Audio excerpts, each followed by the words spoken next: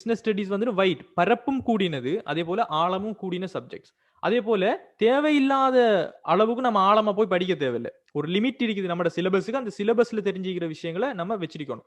இப்ப நிறைய பேர் என்கிட்ட கேட்ட கொஸ்டின் உண்டு, எப்படி சார் நினைவு வச்சு கொண்டிருக்கிற, ஒரு கிளாஸ் முடிஞ்ச உடனே அடுத்த கிளாஸ் விஷயங்கள் மறந்துடுதுன்னு சொல்றாங்க.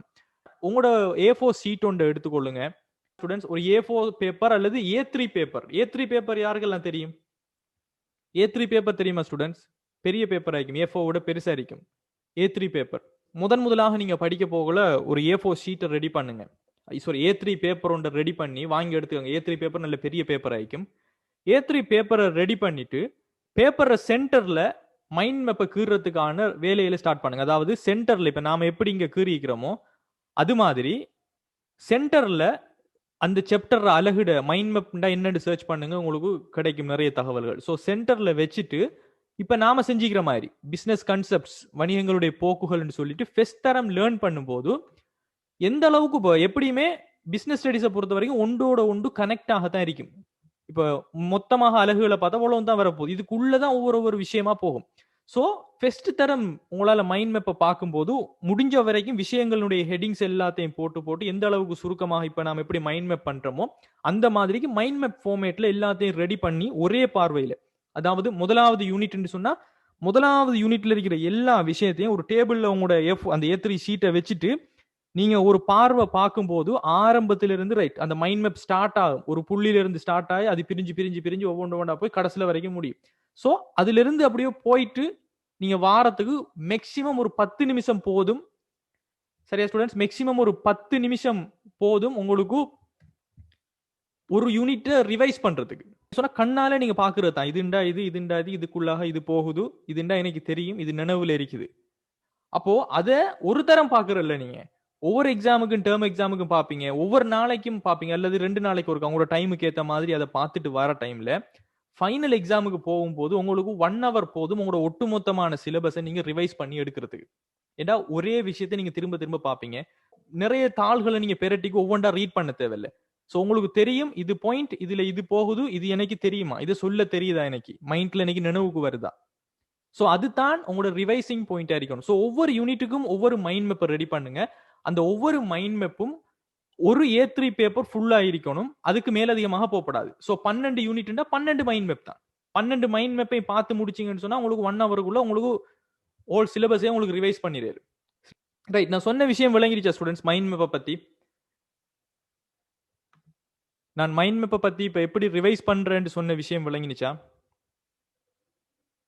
யாருக்காவது டவுட்ஸ் இருக்குதா ஸ்டூடெண்ட்ஸ்?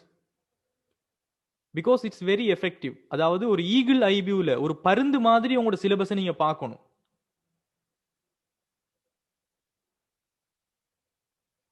ரைட், நான் இந்த மைண்ட் மேப் ஏற்கனவே நம்ம படிச்சதுல மைண்ட் மேப்பை நான் ஷேர் பண்ணியிருந்தேன் ஸ்டூடெண்ட்ஸ். உங்களோட ஓன் மைண்ட் மேப்பை நீங்க கீறணும். அப்பதான் உங்களுக்கு அது வந்துட்டு ஈஸியாக உங்களோட எழுத்துக்கள் நீங்க எழுதும் போது அது வந்து உங்களோட மைண்ட்ல உங்களுக்கு பதியும். Right, okay. ஸோ இவ்வளவு தான் நம்மளோட வணிக எண்ணக்கருக்கள் இருக்கிற சப்ஜெக்ட்ல நம்ம பார்த்த விஷயங்கள். ரைட், அடுத்தது இப்ப பார்ப்போம், வணிகங்களது பரம்பலையும் அதன் போக்குகளையும் அறிந்து கொள்வாருங்கிறது உங்களோட அழகு முதலாவதுல நம்ம பார்க்க வேண்டிய விஷயம். பரம்பலையும் அதனது போக்குகளையும் அறிந்து கொள்வாருங்கிறது தான் நம்ம இரண்டாவதாக பார்க்க போற விஷயம். சோ இதுல வணிக எண்ணக்கருக்கள் கான்செப்ட்ஸ் நம்ம எல்லாமே பார்த்துட்டோம். வணிகங்களது பரம்பலையும் அதனது போக்குகளையும் அறிந்து கொள்வார்ல. Studies the evolution of business and the trends in the business அப்படின்னு சொல்லுவோம். அதாவது ஸ்டூடெண்ட்ஸ், ஹிஸ்டரி படிக்கும் போது மனிதன் எதுல இருந்து உருவானான்ங்கிறது எல்லாருக்கும் நினைவிக்குதா? அதே போல தான் ஸ்டூடெண்ட்ஸ் ஒரு பிசினஸும் எது ஆரம்பிக்கிறதாக இருந்தாலும் எங்கேயாவது ஒரு தொடக்கம் ஒன்று இருக்கணும். நீங்க விடத்த இருக்கீங்கன்னு சொன்னா நீங்க பிறந்த உடனேவே A-level படிக்க வந்துட்டீங்களா? கிடையாது. சரியா? நீங்க பிறந்த உடனே உங்களுக்கு இப்படியெல்லாம் நமக்கு படிக்கணும், இப்படியெல்லாம் பிரச்சனைப்படுத்துவாங்க இந்த சமூகம்ங்கிறதெல்லாம் நமக்கு யாருக்குமே தெரியாது. ஸோ பிறந்ததுல இருந்து நல்ல சந்தோஷமா தான் இருந்தோம், விளையாடினோம். ஒவ்வொரு பருவங்கள் வர வர நமக்கு பொறுப்புகளையும் கூட்டி இந்த சமூகத்துல நீங்க அதை செஞ்சா தான் நல்லம், இதை செஞ்சா தான் நல்லம்னு சொல்லி நிறைய விஷயங்கள் திணிக்கப்படுது. சோ ஒவ்வொரு காலகட்டம்னு சொல்லி நமக்கு இருக்குது. அதே போல தான் ஒரு வணிகம் ஆரம்பிக்கிறது, எப்படி ஆரம்பிச்சிச்சு. இப்ப நம்ம பிசினஸ் ஸ்டடிஸை படிக்கிறோம், வணிகத்தினுடைய அடிப்படை எண்ணக்கருக்கள் எல்லாமே நம்ம பார்த்துட்டோம். தேவை, விருப்பம் என்ன ஏதுண்டி எல்லாமே பார்த்துட்டோம். இப்ப பார்க்க போறது எங்க இருந்து இந்த பிசினஸ்ங்கிறது உருவானுச்சு, அது எப்படி வளர்ந்து இப்போதைக்கு வந்து நிக்குதுங்கிறது தான் இந்த இவல்யூஷன். ஒரு ஹியூமன் இவல்யூஷன் சொன்னா மனிதன் எவ்வாறு ஒரு ஹோமோசேப்பியன்ஸ்ல இருந்து அதுக்கு பிறகு ஒவ்வொரு படிப்படியாக முன்னேறி இப்ப இருக்கிற மனித இனம் வந்துச்சோ, அதே போல இந்த பிசினஸ் ஒரு வணிகம்ங்கிறது எப்படி வளர்ச்சி அடைஞ்சிச்சு, இவல்யூஷன் ஆனிச்சுங்கிறதையும் இப்ப இருக்கிற போக்குகள் கரண்டா இந்த பிசினஸ்ல என்ன ட்ரெண்ட்ஸ் இருக்குதுங்கிறது தான் இந்த சாப்டர்ல நாம தெரிஞ்சு கொள்ளக்கூடிய விஷயம். இதுல பாத்தீங்கன்னு சொன்னா முதலாவது நம்ம சுய தேவை பூர்த்தி முறை, செல்ஃப் சஃபிஷியன்ட் எக்கானமின்னு சொல்லப்படுற விஷயம், சுய தேவை பூர்த்தி முறை அல்லது சுய தேவை பூர்த்தி பொருளாதாரம் என்று சொல்றத பத்தி நம்ம படிக்க போறோம். பிறகு வணிக பரம்பலினுடைய படிகள், stages in the evolution of business, ஒரு வணிகம் எவ்வாறு படிப்படியாக வளர்ந்து வந்துச்சுங்கிறதுனுடைய படிகளை சொல்லணும். அடுத்தது பணத்தினுடைய பரிமாண வளர்ச்சி, ஒரு மணி எப்படி வந்துட்டு இவல்யூஷன் ஆகுது, எப்படி வணிகம் பரிணாமமாக வளர்ச்சி அடைஞ்சிச்சோ அதே போல பணம்ங்கிறது எங்க ஆரம்பிச்சு இப்ப எங்க வந்து நிக்குதுங்கிறது தான் பணத்தினுடைய பரிணாம வளர்ச்சியை நம்ம பார்ப்போம். பிறகு வர்த்தகம்டா என்ன, வியாபாரம்டா என்ன, அந்த டேர்ம்ஸ், வேர்ட்ஸ், டெபினிஷன்ஸ். அது பிறகு வணிகத்தினுடைய துணை சேவைகளை அறிமுகப்படுத்துறோம். இலத்திரனியல் வணிகம், எலக்ட்ரானிக் கொமர்ஸ்ங்கிறதால கருதப்படுற விஷயம் என்ன, அதே போல இப்ப இருக்கிற ஏன் எலக்ட்ரானிக் கொமர்ஸ், ஒரு இ கொமர்ஸ்ங்கிறது இப்ப ஏன் ரொம்ப பாப்புலரா இருக்குது, அதுக்கான ரீசன் என்னங்கிற மாதிரி நம்ம பார்ப்போம். பிறகு கரண்ட் ட்ரெண்ட்ஸ், இப்ப இருக்கிற வணிகத்துல நிகழ்காலத்துல கரண்டா என்னென்ன மாதிரி புதிய விஷயங்கள் இருக்குது, புதிய மாற்றங்கள் என்ன இருக்குது, கரண்ட் ட்ரெண்ட்ஸ் என்ன இந்த பிசினஸ் வேர்ல்டுல இருக்குதுங்கிற மாதிரியான விஷயங்கள் பார்த்தோம்னா நமக்கு இந்த வணிகங்களது பரம்பல் அதனது போக்குகள் அறிந்து கொள்வாருங்கிற விஷயம் நமக்கு தெளிவாக போகுது. இதுதான் உங்களோட இந்த சாப்டர்ல இருக்கக்கூடிய பரப்பாக காணப்பட போகுது. ரைட், இப்ப சொல்லுங்க, சுயதேவை பூர்த்தி பொருளாதாரம், செல்ஃப் சஃபிஷியன்ட் எக்கானமிங்கிறதால ஏதாவது புரிஞ்சு கொள்றீங்களா? ஏற்கனவே நீங்க படிச்சிருப்பீங்கன்னு நினைக்கிறீங்க. So it's a kind of revision now. Right, தனக்கு தேவையானதை தானே உற்பத்தி செய்து கொள்றது. ரைட், சுயதேவை பூர்த்தி பொருளாதாரம். ரைட், சோ அதுல யாருக்குமே எந்த டவுட்ஸுமே கிடையாது. இப்போ நாம இங்க ஸ்டார்ட் ஆக்கி எப்படி இந்த சுயதேவை பூர்த்தி பொருளாதாரத்துல இருந்து எப்படி இந்த மைண்ட் மேப் அப்படியோ பிரிஞ்சு போகுதுங்கிறத பாருங்க ஸ்டூடெண்ட்ஸ். ஏண்டா ஒவ்வொன்றையும் செப்பரேட்டா நீங்க ஹெட்டிங் போட்டு படிச்சீங்கன்னு சொன்னா ஒரு விஷயத்துக்கு இன்னொரு விஷயத்துக்கு உங்களுக்கு லிங்க் இருக்க மாட்டேச்சு. சோ அது ஒரு ஸ்டோரி கிடையாத ஒரு விஷயத்தை நினைவு வச்சு கொள்றது கஷ்டமா போகும். சோ இந்த சுயதேவை பூர்த்தி பொருளாதாரத்துல இருந்து எப்படி அந்த மைண்ட் மேப் கிரியேட் ஆகணும், நீங்க எப்படி கிரியேட் பண்ணணுங்கிறத இதுல தெரிஞ்சு கொள்ளுங்க. இப்ப பாருங்க, சுயதேவை பூர்த்தி பொருளாதாரம் சொன்னா இந்த சுயதேவி பூர்த்தி பொருளாதாரத்துல முதலாவது நமக்கு சுயதேவி பூர்த்தி பொருளாதாரம்டா என்ன, அந்த வேர்டால என்னத்தை நம்ம தெரிஞ்சு கொள்றோம்னு சொன்னா நீங்க சொன்ன மாதிரி தான் சுயதேவி பூர்த்தி முறை என்பது தனக்கு தேவையானற்ற, நமக்கு என்ன தேவையோ அது தானே நாமளே உற்பத்தி செஞ்சு கொள்வதுடன் அது நேர் உற்பத்தி என அழைக்கப்படும். நமக்கு தேவையானதை நாமளே உற்பத்தி செய்து நாமளே பயன்படுத்தி கொள்றது, அதை வந்துட்டு நேர் உற்பத்தின்னு சொல்லுவாங்க, டிரெக்ட் ப்ரொடக்ஷன்.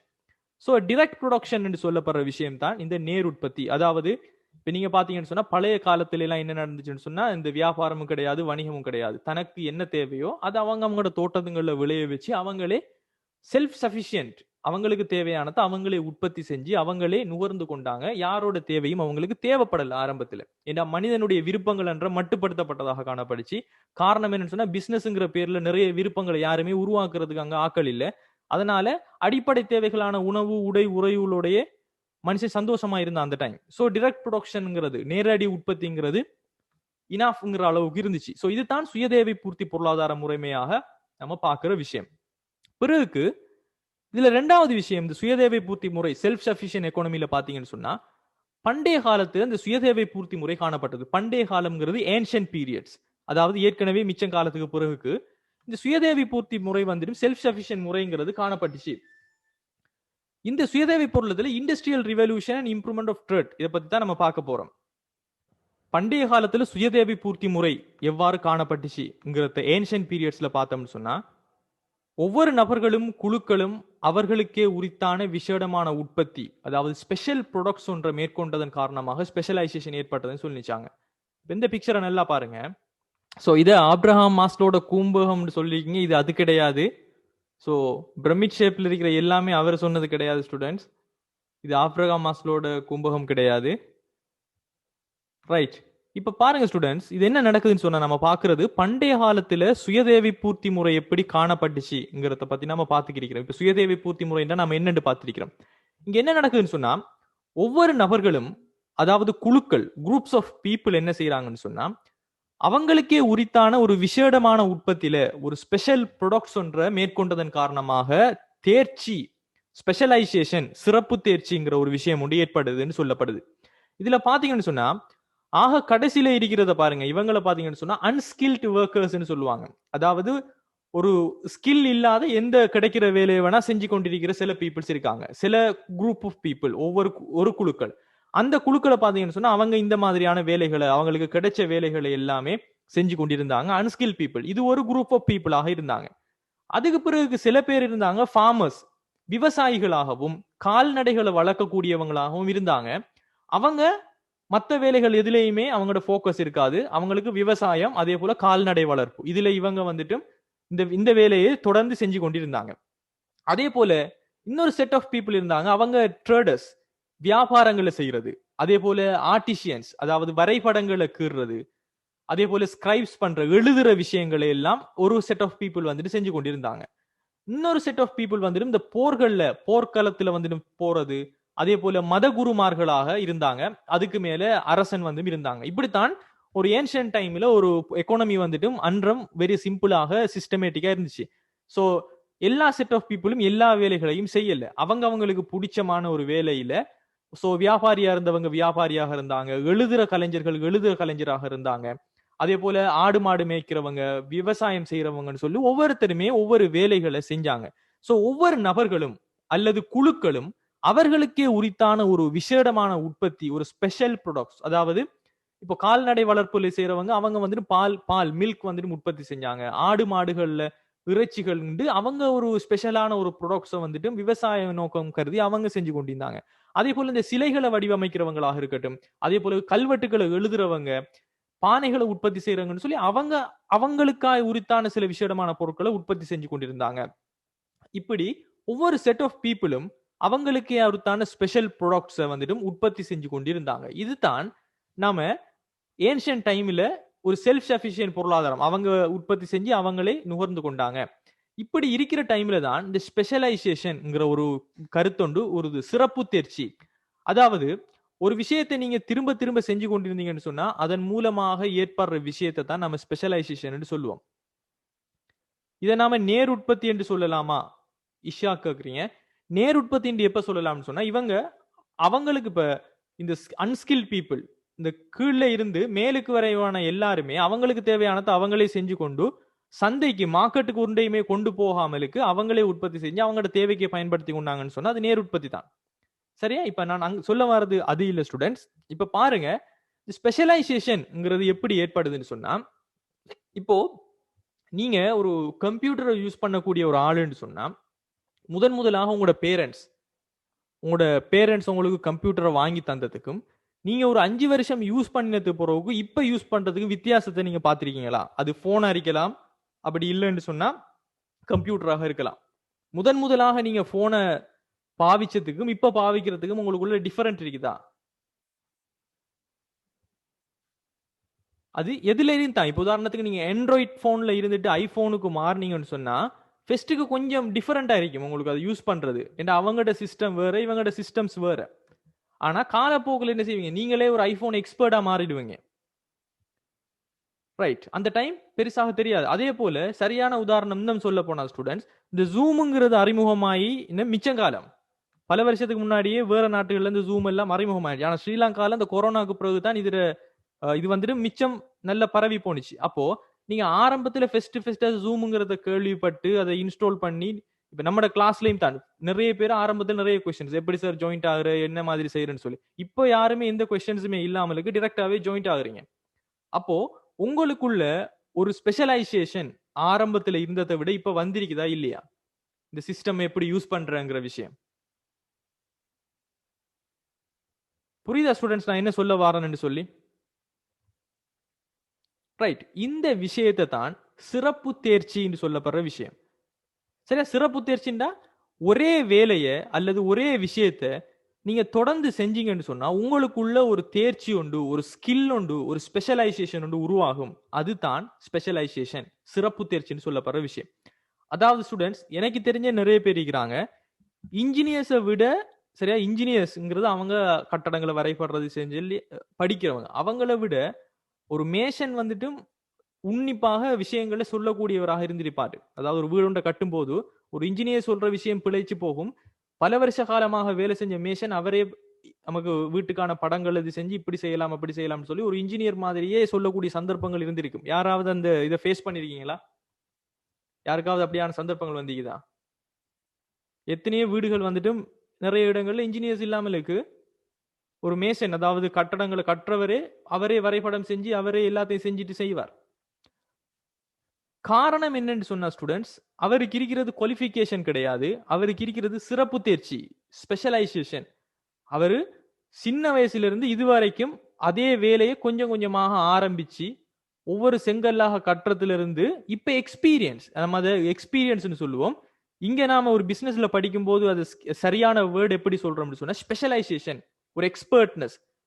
ஒரே வேலையை தொடர்ந்து செஞ்சு செஞ்சு வாரத்தன் காரணமாக அவருக்கு தெரியும் நிறைய பிள்ளைகளை விட்டு விட்டு இப்ப என்ன செஞ்சிருப்பார், நிறைய தரம் செஞ்சதால் அவளுக்குள்ள ஒரு ஸ்பெஷல் எக்ஸ்பீரியன்ஸ் ஒன்று இருக்கும். அதுக்கு பேரு தான் நம்ம சிறப்பு தேர்ச்சின்னு சொல்றோம். இதை வரைவிலக்கணமாக நம்ம சொல்லும் போது ஒரே வேலையை தொடர்ந்து தொடர்ந்து செய்யறதால ஏற்படுகின்ற தேர்ச்சியை நம்ம சிறப்பு தேர்ச்சி, ஸ்பெஷலைசேஷன் சொல்றோம். Is it understandable by everyone? நம்ம இதுக்கெல்லாம் பாடமாக தேவையில்லை. ஸ்பெஷலைசேஷன், சிறப்பு தேர்ச்சின்றா என்னெல்லாம், ஒரே வேலையை தொடர்ந்து செய்யறதால ஏற்படுற தேர்ச்சி சிறப்பு தேர்ச்சி, அவ்வளவுதான், சிம்பிள். ரைட். இப்போ இப்படி சிறப்பு தேர்ச்சியான விஷயங்களையே ஒரே விஷயத்தை செஞ்சு கொண்டிருந்தா ஆட்டோமேட்டிக்காவே நாம விரும்பினாலோ விரும்பாட்டியோ நமக்கிட்ட ஸ்பெஷலைசேஷன்ங்கிறது வந்துடும். சரியா? அது மனிதனுடைய இயல்பு. எந்த விஷயத்தையும் ஆரம்பத்தில் செய்யறதுக்கும் ஒரு 10 தரம் செய்யறதுக்கும் வித்தியாசம் இருக்குது. இப்படி ஒவ்வொரு நபர்களும் அவங்க ஒரே விஷயத்துல போக்கஸ் பண்ணினோன்னு அவங்ககிட்ட ஸ்கில் இருக்கும், சிறப்பு தேர்ச்சி. அதாவது ஒரு விவசாயம் செஞ்ச நபர்கிட்ட விவசாயத்தை தான் நல்லா செய்வார். அவர்கிட்ட கொண்டு போய் வரைபடங்களை கீறுங்கன்னு சொன்னா செய்ய மாட்டார். அப்ப அவங்ககிட்ட இருந்த சிறப்பு தேர்ச்சி வந்துட்டும் காணப்பட்டது. இப்ப பிறகு என்ன நடக்க போகுதுன்னு சொன்னா, இந்த சிறப்பு தேர்ச்சிங்கிற ஒரு விஷயம் இருக்கிறதால மிகை உற்பத்திங்கிறது ஏற்பட போகுது. அடுத்தது பாத்தீங்கன்னு சொன்னா, சோ இந்த சிறப்பு தேர்ச்சியினுடைய காரணமாக, சிறப்பு தேர்ச்சி காரணமாக மிகை உற்பத்தி, சர்ப்ளஸ்ங்கிற விஷயம் ஒன்று ஏற்படுது. அதாவது ஒரே விஷயத்தை தொடர்ந்து தொடர்ந்து செய்யறதால அவங்களுக்குள்ள ஒரு சர்ப்ளஸ் ஒன்று உருவாகும். உதாரணத்துக்கு சொல்ல போனா, ஒரு போன் ஷாப் வந்துட்டு 10 வருஷமா வச்சிருக்காருன்னு சொன்னா, அவர் ஆரம்பத்துல ஒரு போனை இணைக்கிறதுக்கு 1 hour ஸ்பெண்ட் பண்ணிருப்பார். ஆனா 10 வருஷத்துக்கு பிறகு அதே பிரச்சனையை ஒரு 10 நிமிஷத்துக்குள்ள அவருக்கு தெரியும். ரைட், இதுல தான் பிரச்சனை, இங்க தான் இந்த தேர்ச்சி. அப்ப செஞ்சாருன்னு சொன்னா அவருக்கு டைம் சேவ் ஆகும். முதலாக அந்த போனை இணைக்கும் போது ஒரு 1 hour எடுத்து செஞ்சவர் நிறைய அதே மாதிரியான பிரச்சனைகளை சந்திச்சது பிறகு என்ன எக்ஸ்பீரியன்ஸ், ஒரு தேர்ச்சி, ஒரு சிறப்பு தேர்ச்சி ஏற்பட்டிருக்கும். இப்ப அவருக்கு ஒரு 10 நிமிஷத்துக்குள்ள அந்த போனை கிளியர் பண்ணிடும். அப்போ ஒரு நாளைக்கு 1 hour செலவழிச்சு செஞ்சிருந்தாருன்னு சொன்ன ஆரம்பத்துல அவரால் 24 அவரும் வேலை செஞ்சிருந்தாலும் 24 போனை தான் அவரால் ரிப்பேர் பண்ணிருக்கலும். ஆனா இப்ப அவர் 10 நிமிஷத்துக்கு பிறகு செய்யறதால, இப்ப 10 நிமிஷத்துக்குள்ளே 1 hour வேலையை செய்யறதால 24 மணித்தியாலத்திலையும் எத்தனை போனை இணைக்கலும், முதல் இருந்ததை விட கூட இணைக்க ரிப்பேர் பண்ணலுமா இல்ல குறையறிக்கலுமா? நான் சொல்றது விளங்குது ஸ்டூடெண்ட்ஸ்? முதலாக செஞ்சவர் ஒரு வருஷத்துக்குள்ள வச்சுக்கோங்களேன், ஒரு போன் ஷாப்பை திறந்து முதலாக அவர் போன் கடை ஒன்று ஆரம்பிச்சவர், முதலாக அவருக்கு போனை இணைக்கும் போது முதலாவது வருஷத்துல ஒரு போனை ரிப்பேர் பண்றதுக்கு 1 மணித்தேலம் எடுத்தவர், பிறகு அவர சிறப்பு தேர்ச்சி காரணமாக 10 நிமிஷத்துக்குள்ள அந்த பிரச்சனையை கிளியர் பண்ணினா முதலேத்தை விட அதிகமாகத்தான் அவர் செய்யலும். இதைத்தான் நாம சொல்றோம் சர்ப்ளஸ், மிகை உற்பத்தி என்று சொல்றோம். ஒரு விஷயத்தை தொடர்ந்து செய்யறதின் காரணமாக மிகை உற்பத்தி வந்துடும் ஏற்படும். ஒரு விஷயத்தை தொடர்ந்து செய்யறதின் காரணமாக சிறப்பு தேர்ச்சி ஏற்படும். அந்த சிறப்பு தேர்ச்சி காணப்படுறவங்கள்ட்ட அந்த வேலையை செஞ்சாங்கன்னு சொன்னா மிகை உற்பத்தி காணப்படும். ஏண்டா குறுகிய நேரத்துக்குள்ளே அவங்களால கூடுதலான பொருளை உற்பத்தி செய்யலும். இங்க ஏன் நம்ம மிகை உற்பத்தின்னு சொல்றோம்னு சொன்னா அவங்களோட தேவையை விட அதிகமாகவே அவங்களால உற்பத்தி செய்ய முடிய காணப்பட போகுது. இதுதான் இங்க மிகை உற்பத்தியாக காணப்படும். இங்க மிகை உற்பத்தி எப்படி நடக்க போகுதுன்னு பாத்தீங்கன்னு சொன்னா, இப்ப முதலாவது பாருங்க, இந்த ஈய பாத்தீங்கன்னு சொன்னா, இதுல ஆடு மாடு வைக்கிறவங்க அவங்க அந்த கால்நடையில வந்துட்டு சிறப்பு தேர்ச்சியை பெற்று அதை உற்பத்தி செஞ்சாங்கன்னு சொன்னா அதன் மூலமாக கிடைக்கிற அந்த பால் மற்ற விஷயங்கள் எல்லாமே அவங்களோட தேவையை விடவே அவங்களுக்கு அதிகமாக கிடைச்சிச்சு. அதே போல அறுவடை செய்யறவங்க, அதே போல மீன்களை உற்பத்தி செய்யறவங்க, இப்படி எல்லாருமே அவங்களோட தேவைக்கு மேல அதிகமாக இருந்ததால மிகை உற்பத்திங்கிற ஒரு விஷயம் ஒன்று ஏற்படுது. இந்த மிகை உற்பத்தி ஏற்பட்டதுக்கு காரணம் அவங்களுக்குள்ள ஒரு சிறப்பு தேர்ச்சி இருந்தது. எஸ், தொழில் பகுப்புண்டா என்னன்னு கேக்குறீங்க. தொழில் பகுப்புங்கிறது இப்ப உதாரணத்துக்கு ஸ்டூடெண்ட்ஸ், இந்த கூம்பகத்துல என்ன நடந்தீங்கன்னு பாருங்க. நான் தொழில் பகுப்பை சொல்றேன். இதுல என்ன செஞ்சீங்கன்னு சொன்னா ஆட்டோமேட்டிக்காவே ஒரு சமூகம் அதாகவே இயற்கையாகவே என்ன செஞ்சாங்க, அவங்களுக்கு பிடிச்ச துறையை நோக்கி போய்த்தாங்க. ஃபார்மர்ஸ் வேலையை பார்க்க போய்த்தாங்க. வியாபாரிகளை நோக்கத்தை செஞ்சு போய்த்தாங்க. இங்க யாருமே இவங்களுக்கு தொழில இதை செய்யுங்க அதை செய்யுங்கன்னு பிரிச்சு கொடுக்குறாங்களா என்ற கொஸ்டின். அதாவது இங்க யாராவது நீங்க இந்த தொழிலை செய்யுங்க அந்த தொழிலை செய்யறேன்னு பிரிச்சு கொடுக்குறாங்களா? கிடையாது. சரியா ஸ்டூடெண்ட்ஸ்? இவங்களாக போய்கொள்றாங்க. இதன் காரணமாக சிறப்பு தேர்ச்சி ஏற்படுது. ஆனா ஒரு ஆர்கனைசேஷன், ஒரு பிசினஸ்ல நீங்க போய் வேலை செய்ய போறீங்கன்னு சொன்னா அக்கவுண்ட்ஸ் டிபார்ட்மெண்ட், மார்க்கெட்டிங் டிபார்ட்மெண்ட், சரியா, சந்தைப்படுத்தல், உற்பத்தி திணைக்களம், சந்தைப்படுத்தல் திணைக்களம், செயற்பாட்டு திணைக்களம், மனிதவள திணைக்களம் சொல்லி ஏகப்பட்ட திணைக்களம் இருக்கு. அதுல ஒரு பொசிஷன் தான் உங்களுக்கு வரும். இப்போ உதாரணத்துக்கு நீங்க ஒரு அக்கௌண்டன்டா போறீங்கன்னு சொன்னா உங்களுக்கு கீழே உங்களுக்கு மேல ஒரு அக்கவுண்டிங் மேனேஜர் இருக்கார், நீங்க அவருக்கு அசிஸ்டன்டா போறீங்கன்னு சொன்னா உங்களுக்கு பிரிச்சு தருவார். ரைட், நீங்க பெட்டிகேஷ பாருங்க. சரியா, நீங்க வந்துட்டு இன்வென்ட்ரிய பாருங்க. இருப்பு முகாமைத்துவத்துல இன்வென்ட்ரி சம்பந்தப்பட்ட விஷயங்களை பாருங்க. மற்றவங்களுக்கு பிரிச்சு கொடுத்துறாங்கன்னு சொன்னா ஒரு பெட்டிகேஸ் சிஸ்டம்னு சொன்னா பெட்டிகேஸ் ஒரு சில்லறை காசாளராக நீங்க போய்த்தீங்க, உங்களுக்கு மேல ஃபைனான்ஸ் மேனேஜர் இருக்கிறார். சில்லறை காசுட்டையே நீங்க ஒரு 2-3 வருஷமா செஞ்சுட்டு இருந்தீங்கன்னு சொன்னா சில்லறை காசுல இருக்கிற A to Z எல்லா விஷயமும் உங்களுக்கு தெரிஞ்சிருக்குமா இல்லையா? நீங்க ஒரு எக்ஸ்பர்ட் ஆயிருப்பீங்களா இல்லையா மத்தவங்களை விட? ஏன்னா நீங்க அதே வேலையை தான் ஒவ்வொரு நாளும் ஒரு 2-3 வருஷமா செஞ்சுட்டு இருந்தா. Is it understandable?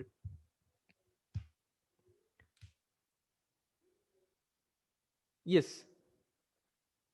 சோ அங்க என்ன நடக்குதுண்டா ஸ்டூடெண்ட்ஸ், உங்களுக்குரிய தொழிலை உங்களுக்கு பிரிச்சு தாராங்க, தொழிலை பகுத்து தாராங்க. அதனாலதான் நம்ம தொழில் பகுப்புன்னு சொல்றோம். சரியா? சோ தொழில் பகுப்பு அல்லது தொழில் பிரிப்பு சொல்றது ஒரு ஆர்கனைசேஷன்ல நடக்கிற விஷயம். அவங்களாக நமக்கு பிரிச்சு தருவாங்க. அதை நாம தொடர்ந்து செய்யறதால சிறப்பு தேர்ச்சி ஏற்படும். கரெக்ட்? அதே போல பழைய காலத்துல எப்படி சிறப்பு தேர்ச்சி ஏற்பட்டுச்சுன்னு சொன்னா அவங்களுக்கு விருப்பமான தொழில் அவங்கள செஞ்சு கொண்டிருந்தாங்க, தொடர்ந்து தொழிலை செஞ்சாங்க, அதனால சிறப்பு தேர்ச்சி ஏற்பட்டது. ரெண்டுலயுமே ஸ்டூடெண்ட்ஸ் ஒரே வேலையை தொடர்ந்து செஞ்சதால தான் சிறப்பு தேர்ச்சி ஏற்பட்டது. எல்லாரும் எக்ரி பண்றீங்களா? பழைய காலத்துல அவங்களாகவே விரும்பி செஞ்ச தொழிலால ஒரே வேலையை தொடர்ந்து செஞ்சதால தான் சிறப்பு தேர்ச்சி ஏற்பட்டது.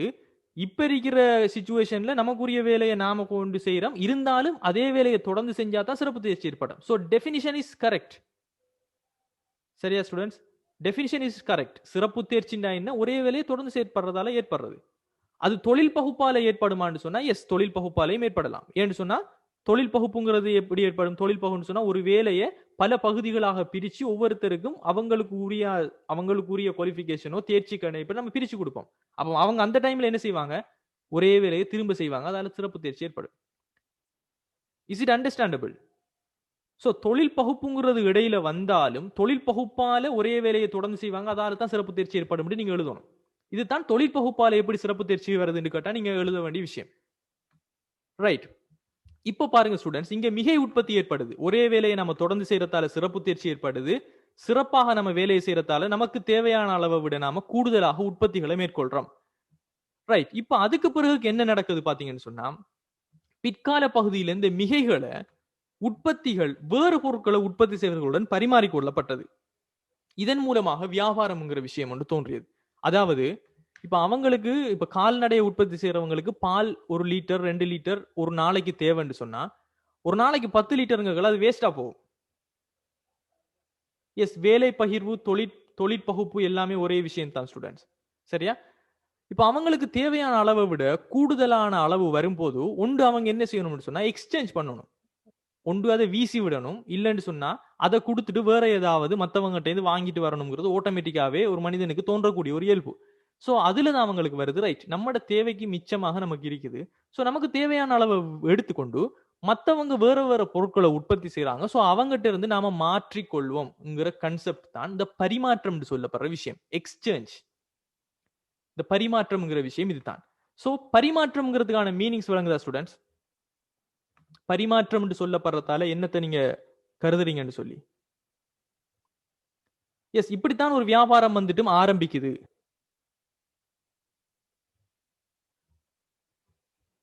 பரிமாற்றம்ங்கிறது கொடுக்கல் வாங்கல் கிடையாது. சரியா? பரிமாற்றம்ங்கிறது கொடுக்கல் வாங்கல் கிடையாது. நீங்க அக்கவுண்ட்ஸுக்கு போவாதீங்க, பிசினஸ்ல இருந்து கொஞ்சம் யோசிங்க. பரிமாற்றம்ங்கிறதுக்கான வேர்ட் வந்து எக்ஸ்சேஞ்ச் சொல்லுவோம். எக்ஸ்சேஞ்ச் பண்ற, நீங்க ஒரு பொருளை கொடுத்து உங்களுக்கு தேவையான இன்னொரு பொருளை நீங்க பெற்றுக்கொள்றீங்கன்னு சொன்னா அதை பரிமாற்றம் நாம சொல்லுவோம், எக்ஸ்சேஞ்ச் பண்ணி கொள்றது. சரி, மிச்சம் யோசிக்காதீங்க, உரிமை மாற்றம் அப்படி இப்படின்லாம் நீங்க யோசிக்காதீங்க. நமக்கு தேவையான பொருளை கொடுத்து இன்னொரு பொருளை, நமக்கு தேவையான இன்னொரு பொருளை பெற்றுக்கொள்றது பரிமாற்றம். சிம்பிள், அவ்வளவுதான். இப்போ இப்படி பரிமாறிக்கொள்ளப்பட்டது, அதனூடாக வியாபாரம் தோன்றியது, பிசினஸ்ங்கிற ஒரு விஷயம் நமக்கு தோற்றம் பெறுதுன்னு சொல்றாங்க. அப்ப இதுல நீங்க நல்லா விளங்கி கொள்ளணும், பரிமாற்றம் என்று சொல்லப்படுறது நமக்கு தேவையான ஒரு பொருளை கொடுத்து இன்னொரு பொருளை பெற்றுக்கொள்றது. அது பணத்தை கொடுத்து நமக்கு தேவையான மற்ற பொருளை பெற்றுக்கொண்டாலும் அது பரிமாற்றம் தான் இன்றைய காலகட்டத்துல. அந்த காலகட்டத்துல பொருட்கள் மூலமாகத்தான் இந்த பரிமாற்றம் இடம்பெற்றது. இன்னொரு பொருளை கொடுத்து இன்னொரு பொருளை தேவையானதை வாங்கிக்கொள்ளுங்க. அதாவது இறைச்சி தேவையானாக்கள் இறைச்சியை கொடுத்துட்டு மீன் உள்ளவங்கிட்ட மீன் உள்ளதை பெற்றுக்கொண்டாங்க. எப்ப பெற்றுக்கொண்டாங்கன்னு சொன்னா அவங்களுக்குள்ள மிகை உற்பத்தி காணப்படும் போது, அதாவது மீன்களை பிடிச்சு வித்தவங்க அவங்களுக்கு தேவையான அளவு வச்சுட்டு மிச்சம் இருக்கிறது என்ன செஞ்சாங்க, பரிமாற்றம் செஞ்சாங்க. அதே போல இறைச்சி வச்சு கொண்டிருந்தவங்க அவங்களுக்கு தேவையான இறைச்சியை வச்சுக்கொண்டு பிறகு பரிமாற்றம் செஞ்சாங்க. சோ மிகை உற்பத்திகள் வேறு பொருட்களை உற்பத்தி செய்தவர்களுடன் பரிமாற்றி கொள்ளப்பட்டது அந்த காலத்துல. சோ இப்படித்தான் ஸ்டூடெண்ட்ஸ் இந்த பரிமாற்றம்ங்கிற விஷயம் இடம்பெற்றது. இப்போ வியாபாரம்ங்கிறது எல்லாரும் படிச்சிருக்கீங்களா? ட்ரேடுன்னு சொல்லப்படுறது தான் வியாபாரம். சோ வியாபாரம்னு சொன்னா என்ன? ரைட், வியாபாரம்னு சொன்னா பணப்பெறுமதியின் அடிப்படையில உற்பத்தி பொருட்களை பரிமாற்றி கொள்ளல் என்று சொல்றீங்க. கொள்வனவாளரும் விற்பனையாளரும் கொடுக்கல் வாங்கல்களை மேற்கொள்ற. நான் 2 விஷயத்தை எதிர்பார்க்கிறேன், 2 வேர்ட்ஸ் உங்கள்கிட்ட எதிர்பார்க்கிறேன் வியாபாரம்ங்கிறதால.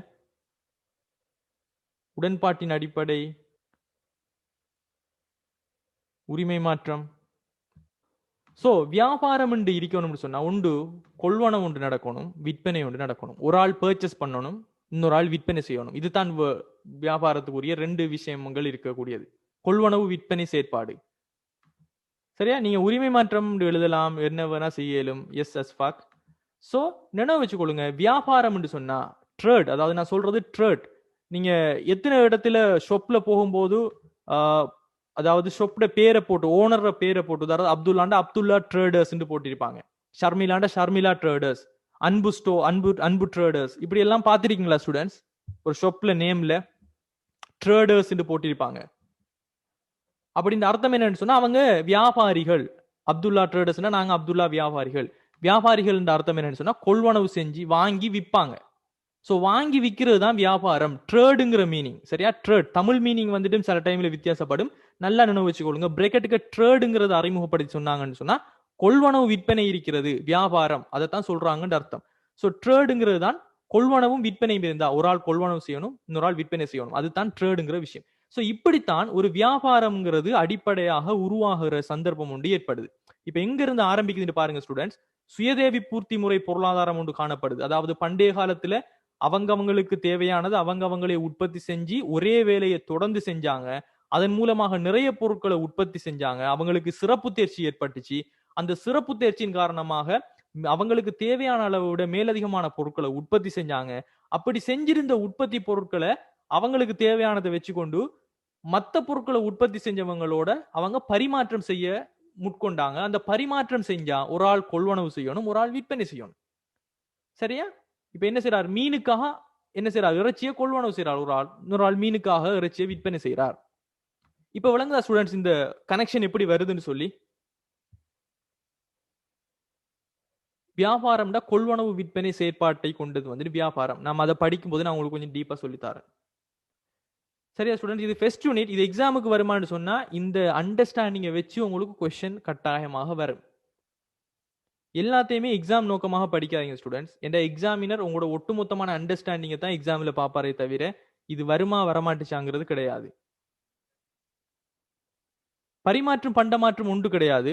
பரிமாற்றுங்கிறது நம்மகிட்ட இருக்கிற பொருளை கொடுக்கலாம் அல்லது காசை கொடுக்கலாம். நமக்கு தேவையான பொருளை கொடுத்து இன்னொரு பொருள், அது எப்படி நடந்தாலும் அது பரிமாற்றம் தான். பண்டமாற்றம் ஒரு பரிமாற்றம் தான். ஆனா ரெண்டுமே வெவ்வேறு விஷயங்கள். ரைட். இப்படித்தான் ஒரு விஷயம் ஆரம்பிச்சு வியாபாரத்துல கொண்டு போய் முடியுது. ஒரு சுயதேவை பூர்த்தி பொருளாதாரமாக காணப்பட்டு சுயதேவை பூர்த்தியா செய்யறதால தண்ட வேலை தானே செய்யறதால சிறப்பு தேர்ச்சி ஏற்படுது. சிறப்பு தேர்ச்சியால் அதிகமான உற்பத்திகள் இடம்பெறுது. அதிகமான உற்பத்திகளை பரிமாற்றம் செய்ய விளையிறாங்க. பரிமாற்றத்தின் காரணமாக வியாபாரம்ங்கிற கொள்வனவு விற்பனை செயற்பாடு அப்படியோ கண்டினியூ ஆகி வளர்ச்சி அடையுது.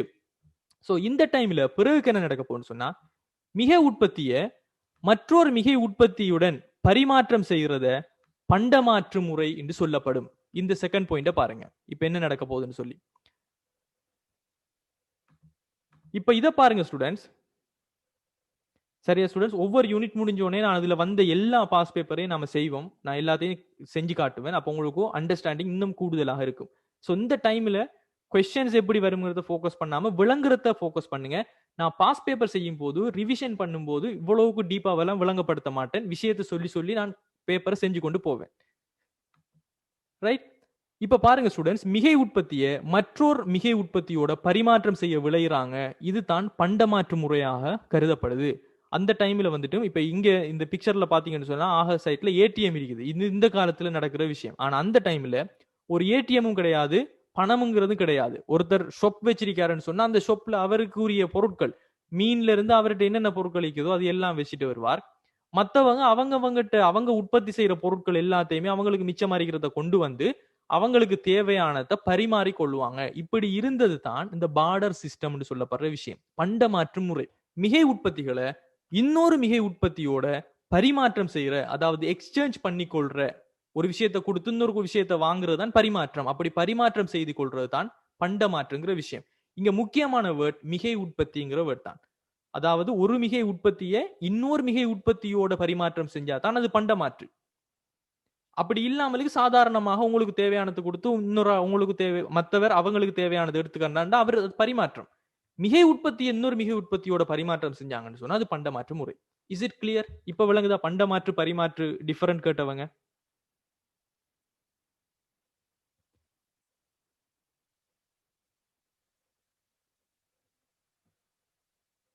ரைட்? ஒவ்வொரு யூனிட் முடிஞ்சோடனே பாஸ் பேப்பர் பார்ப்போம் ஸ்டூடெண்ட்ஸ். நீங்க அதை பத்தி ஒரி பண்ணணும்னா இந்த கிளாஸ்ல நான் சொல்ல விஷயங்களை விளங்கி கொள்ளுங்க. Understanding is very important. அதுக்கு பிறகு தான் நீங்க சொல்ற கொஸ்டின்ஸோ எதுவுமே. அண்டர்ஸ்டாண்டிங் இல்லாம கொஸ்டின்ஸ் போனீங்கன்னா ஸ்டக் ஆவீங்க. உங்களுக்கு உங்களோட மேல நம்பிக்கை போயிடும். உங்களோட கான்ஃபிடன்ஸ் இல்லாம போனிச்சுன்னா உங்களுக்கு அது எல்லாத்தையும் விட இழப்பு. ஸோ அண்டர்ஸ்டாண்ட் பண்ணிட்டு நீங்க கொஸ்டினை டச் பண்ணும்போது தொடத்தோட உங்களுக்கு ஆன்சர் வரும்போது உங்களோட மேலே ஒரு கான்ஃபிடன்ஸ் ஒன்று வரும். ஸோ கொஸ்டினை ஃபோக்கஸ் பண்ணுவோம். நான் அதுல நிறைய விஷயம் உங்களுக்கு கொஸ்டின் பார்க்கும்போது நான் சொல்லி தருவேன். இப்போ சொல்ற விஷயங்களை விளங்கி கொள்ள ட்ரை பண்ணுங்க. ரைட்? ஸோ இதுதான் பண்டமாற்றுடைய விஷயம். ஸோ வணிக பரம்பலினுடைய முதல் கட்டம். ஸோ முதலாக ஒரு வியாபாரம்ங்கிறது எப்படி ஆரம்பிக்கப்பட போகுதுன்னு சொன்னா அந்த பண்டமாற்றம்ங்கிறது வந்ததுக்கு பிறகு தான் இந்த பிசினஸ் வியாபாரம்ங்கிறதே ஆரம்பிக்குது ஆரம்ப காலத்துல. ஸோ இது எப்படி வருதுன்னு பாருங்க. சுயதேவை பூர்த்தி பொருளாதார முறை, அதாவது நேர் உற்பத்தி. மனிதன் தனக்கு தேவையானவற்றை தானே உற்பத்தி செஞ்சு நுகர்வு கொன்ற நேர் உற்பத்தி காணப்பட்டுச்சு. அந்த நேர் உற்பத்தியின் காரணமாக அவனுக்குள்ள ஒரு சிறப்பு தேர்ச்சி வந்துச்சு. ஒரே வேலையை தொடர்ந்து செஞ்சதின் காரணமாக சிறப்பு தேர்ச்சி ஒன்று வந்துச்சு. அந்த சிறப்பு தேர்ச்சியின் காரணமாக அவனுக்கு தேவையானதை விட அவன் கூடுதலான பொருட்களை உற்பத்தி செஞ்சான். அதை நம்ம மிகை உற்பத்தின்னு சொன்னோம். அந்த மிகை உற்பத்திகளை இன்னொரு மிகை உற்பத்தியோட அவன் பரிமாற்றம் செய்து கொள்ற முற்படுறான். அந்த டைம்ல பண்டமாற்று முறைங்கிற சிஸ்டம் ஒன்று தேவைப்படுது. இந்த பண்டமாற்று முறைதான் பிற்காலத்துல வியாபாரமாக தோற்றம் பெற போகுது. அதாவது கொள்வனவு விற்பனை என்று ஒரு சிஸ்டமேட்டிக்கான வியாபாரமாக இது வந்துட்டு தொழிற்பட போகுது. சோ இப்படித்தான் இந்த வியாபாரம் வருது. சோ ஒரு வியாபாரம் தோற்றம் பெறுவதற்கான முதல் கட்டமாக காணப்பட்டது இந்த பண்டமாற்றுங்கிறத எல்லாரும் ஏற்றுக்கொள்றீங்களா? பார்டர் சிஸ்டம் என்று சொல்லப்படுற இந்த பண்டமாற்று தான் இந்த பிசினஸ் வாரத்துக்கு உங்களுக்கு ஒரு எடுகோலாக இருக்குது. சோ நீங்க ஒவ்வொன்றாக இங்க டெபினிஷன் பாடமாக தேவையில்லை. சோ உங்களுக்கு தெரிஞ்சிருக்கணும் சுயதேவை பூர்த்தி பொருளாதாரம் நேர் உற்பத்தி மாத்திரம் தான் நீங்க நினைவு வச்சு கொள்ளணும். அதுக்கு பிறகு இருக்கிறது எல்லாம் அப்படியே லைனா உங்களுக்கு நினைவு வரணும். சோ நேர் உற்பத்தினா தனக்கு தேவையானது தானே பூர்த்தி செஞ்சான். அதன் மூலமாக என்ன நடந்திருக்கும்? சிறப்பு தேர்ச்சி. அப்ப சிறப்பு தேர்ச்சின்னா என்ன? ஒரே வேலையை தொடர்ந்து செய்யறதால ஏற்படுகின்ற தேர்ச்சி. சோ சிறப்பு தேர்ச்சி வந்துச்சு. சிறப்பு தேர்ச்சியால என்ன நடந்திருக்குது? மிகையாக உற்பத்தி செஞ்சான். அவனுக்கு தேவையானதை விட கூடுதலாக உற்பத்தி செய்யறது மிகை உற்பத்தி. சோ மிகை உற்பத்தியின் காரணமாக அதை பரிமாற்றம் செய்ய முற்பட்டான். பரிமாற்றம் செய்யும் போது மிகை உற்பத்தியை பரிமாற்றம் செஞ்சா பண்டமாற்று, அதுக்குரிய டெபினிஷன். சோ பண்டமாற்றின் காரணமாக வியாபாரம் தோற்றமற்றது. சோ இவ்வளவு விஷயமும் உங்களுக்கு என்ன செய்யணும்? அந்த ஃப்ளோல அப்படியோ வரணும். சோ நீங்க நேர் உற்பத்திங்கிற விஷயத்தை உங்களோட மைண்ட்ல கிளிக் பண்ணினா அப்படியோ இந்த பிக்சர் அப்படியோ உங்களுக்கு கடைசி வரைக்கும் அது வியாபாரத்துல எப்படி வந்து முடியுதுங்கிறது உங்களுக்கு நினைவிருக்கும். சோ எக்ஸாம்ல பெண்ணு உங்களோட பேப்பர்ல நீங்க குத்தினா எழுத வேண்டியது மாத்திரம் தான் உங்களோட விளக்கமாக இருக்கணும். மைண்ட்ல உங்களுக்கு அப்படியோ நோட்ஸ் வந்துகிட்டே இருக்கும். Is it understandable guys? நான் சொல்ல வர விஷயம் எப்பயுமே நீங்க படிக்கிற ஒவ்வொரு தலைப்பையும் ஒவ்வொன்றோட தொடர்பு படுத்தி வச்சுக்கொள்ளுங்க. சரிதா ஸ்டூடெண்ட்ஸ்? ஏண்டா நம்மட பிரைன் வந்துட்டும் இப்ப நம்மட மூளையை வந்துட்டு நீங்க பிக்சரை பாத்தீங்கன்னு சொன்னா ஒவ்வொன்றோட தொடர்புபட்ட நரம்பு மண்டலமாக தான் காணப்படும். ஒவ்வொருவரோட தொடர்புபட்ட ஒரு நரம்பு மண்டலமாக தான் நம்மட பிரைன் அப்படியோ காணப்படும். காரணம் என்னன்னு சொன்னா ஒன்றோட சேர்ந்து தான் ஒன்றை நினைவு வச்சு கொள்ளிருப்போம். யாருக்காவது நினைவிருக்குதா ஒரு ஒரு பாட்டை நீங்க மறந்திருப்பீங்க, அதுல ஃபர்ஸ்ட் லைனை கேட்டதுக்கு பிறகுதான் அந்த படமே அப்படி உங்களுக்கு நினைவு வரும். அப்படி எல்லாம் உங்களுக்கு நினைவு வந்தீங்களா ஸ்டூடெண்ட்ஸ்? அல்லது ஒருத்தரை பத்தி நீங்க அவர பேரை உங்களோட நல்லா பழகினவர் ஆயிப்பார், ஒரு 10-12 வருஷத்துக்கு பிறகு நீங்க அவரை சந்திச்சீங்கன்னு சொன்னா அவரை சந்திக்கும் போது அல்லது அவர பேரை ஒரு ஆள் சொல்லும் போது தான் உங்களுக்குள்ள நடந்த பல ஞாபகங்கள் உங்களுக்கு வரும். காரணம் என்னன்னு சொன்னா நம்மட பிரெயினுக்கு எப்பயுமே ஏதாவது ஒரு ஒரு ட்ரிகர் ஒன்று தேவைப்படும். ஒரு பெரிய ஒரு நிறைய விஷயங்களை கிளிக் பண்றதுக்கு ஒரு சாதாரணமான சின்ன விஷயம் தேவைப்படும். ஸோ அப்ப நீங்க எல்லாத்தையுமே ஒரு கனெக்ஷன் பண்ணி படிக்கணும். ஒரு தலைப்போடு இன்னொரு தலைப்பு எப்படி தொடர்பு படுதுங்கிறத நீங்க படிக்கும் போது தான் உங்களுக்கு ஈஸியாக எல்லாமே ஒன்றோட ஒன்று தொடர்பு பட்டு நினைவு வந்துகிட்டே இருக்கும். Right, okay. இப்ப பாருங்க ஸ்டூடெண்ட்ஸ், வணிக பரம்பலின் முதல் கட்டம் வந்துட்டு பண்டமாற்றாக காணப்படுது. இந்த பண்டமாற்றின் காரணமாக வியாபாரம்ங்கிற ஒரு விஷயம் உருவாகுது. பண்டமாற்றின் காரணமாக நேரில் உற்பத்திங்கிற ஒரு விஷயம் ஒன்று ஏற்படுறத பார்ப்போம். இப்ப முதல்வாக தான் பாருங்க, இந்த பண்டமாற்று காணப்பட்டுச்சு, பிறகு பண்டமாற்றினுடைய குறைபாடுகள் காணப்பட்டுச்சு, அதை நாம பார்ப்போம். இப்போ பண்டமாற்றின் காரணமாக நேரில் உற்பத்தி என்று சொல்றாரு. ஸோ டிரெக்ட் ப்ரொடக்ஷன் வந்து நம்ம பார்த்துட்டோம். நேர் உற்பத்தினா தனக்கு தேவையானது தானே உற்பத்தி செஞ்சு தானே நுகர்வு செஞ்சுட்டு முடிச்சு கொள்றது. நேரில் உற்பத்திங்கிறதால என்னத்தை கருதுறீங்க? அதாவது நேர் உற்பத்திங்கிறத விளங்கி நேரில் உற்பத்தி இன்டிரெக்ட் ப்ரொடக்ஷன் சொல்லப்படுறதால என்னத்தை விளங்கி கொள்றீங்க? ரைட், மார்க்கெட் பண்ற நோக்கம். எஸ், சந்தைக்கான உற்பத்தி. சந்தைக்கான உற்பத்தி.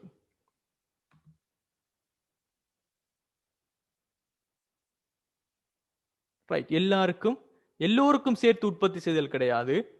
சந்தைப்படுத்துற நோக்கத்திற்காக ஒரு பொருளை நாம மார்க்கெட்டுக்கு கொண்டு போய் நம்மட பொருளை சந்தைப்படுத்தி அதன் மூலமாக விற்பனை செய்யணும் அப்படிங்கிற நோக்கத்துக்காக நாம மாத்திரமே பயன்படுத்தணுங்கிற நோக்கம் கிடையாம மார்க்கெட்டுக்கு அதை கொண்டு போய் விற்பனை செஞ்சு நமக்கு தேவையான இன்னொரு பொருளை நாம பெற்றுக்கொள்ளணும் என்று சொல்றதுதான் இந்த இன்டிரெக்ட் ப்ரொடக்ஷனாக காணப்படுது.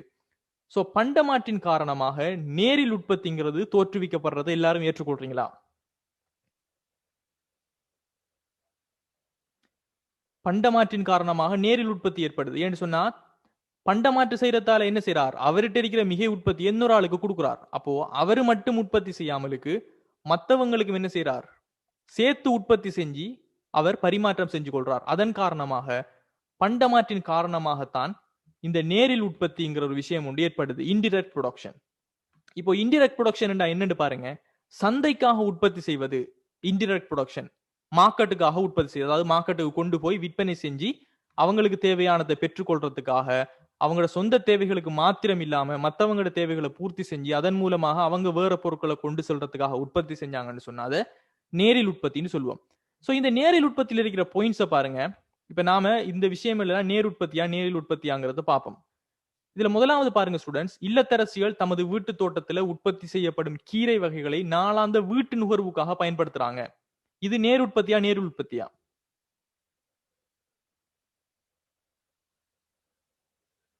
இல்லத்தரசிகள் நாளாந்த வீட்டு நுகர்வுக்காக பயன்படுத்தினாங்க. சோ இங்க சந்தைப்படுத்துற நோக்கமோ மற்றவங்களோட கொடுத்து பரிமாற்றிக் கொள்ற நோக்கமோ எதுவுமே கிடையாது. இது வந்து அப்ப நேர் உற்பத்தியாக காணப்பட போகுது. எஸ், எல்லாருமே கரெக்டா ஆன்சர் பண்றீங்க. ரைட், ரெண்டாவது பாருங்க.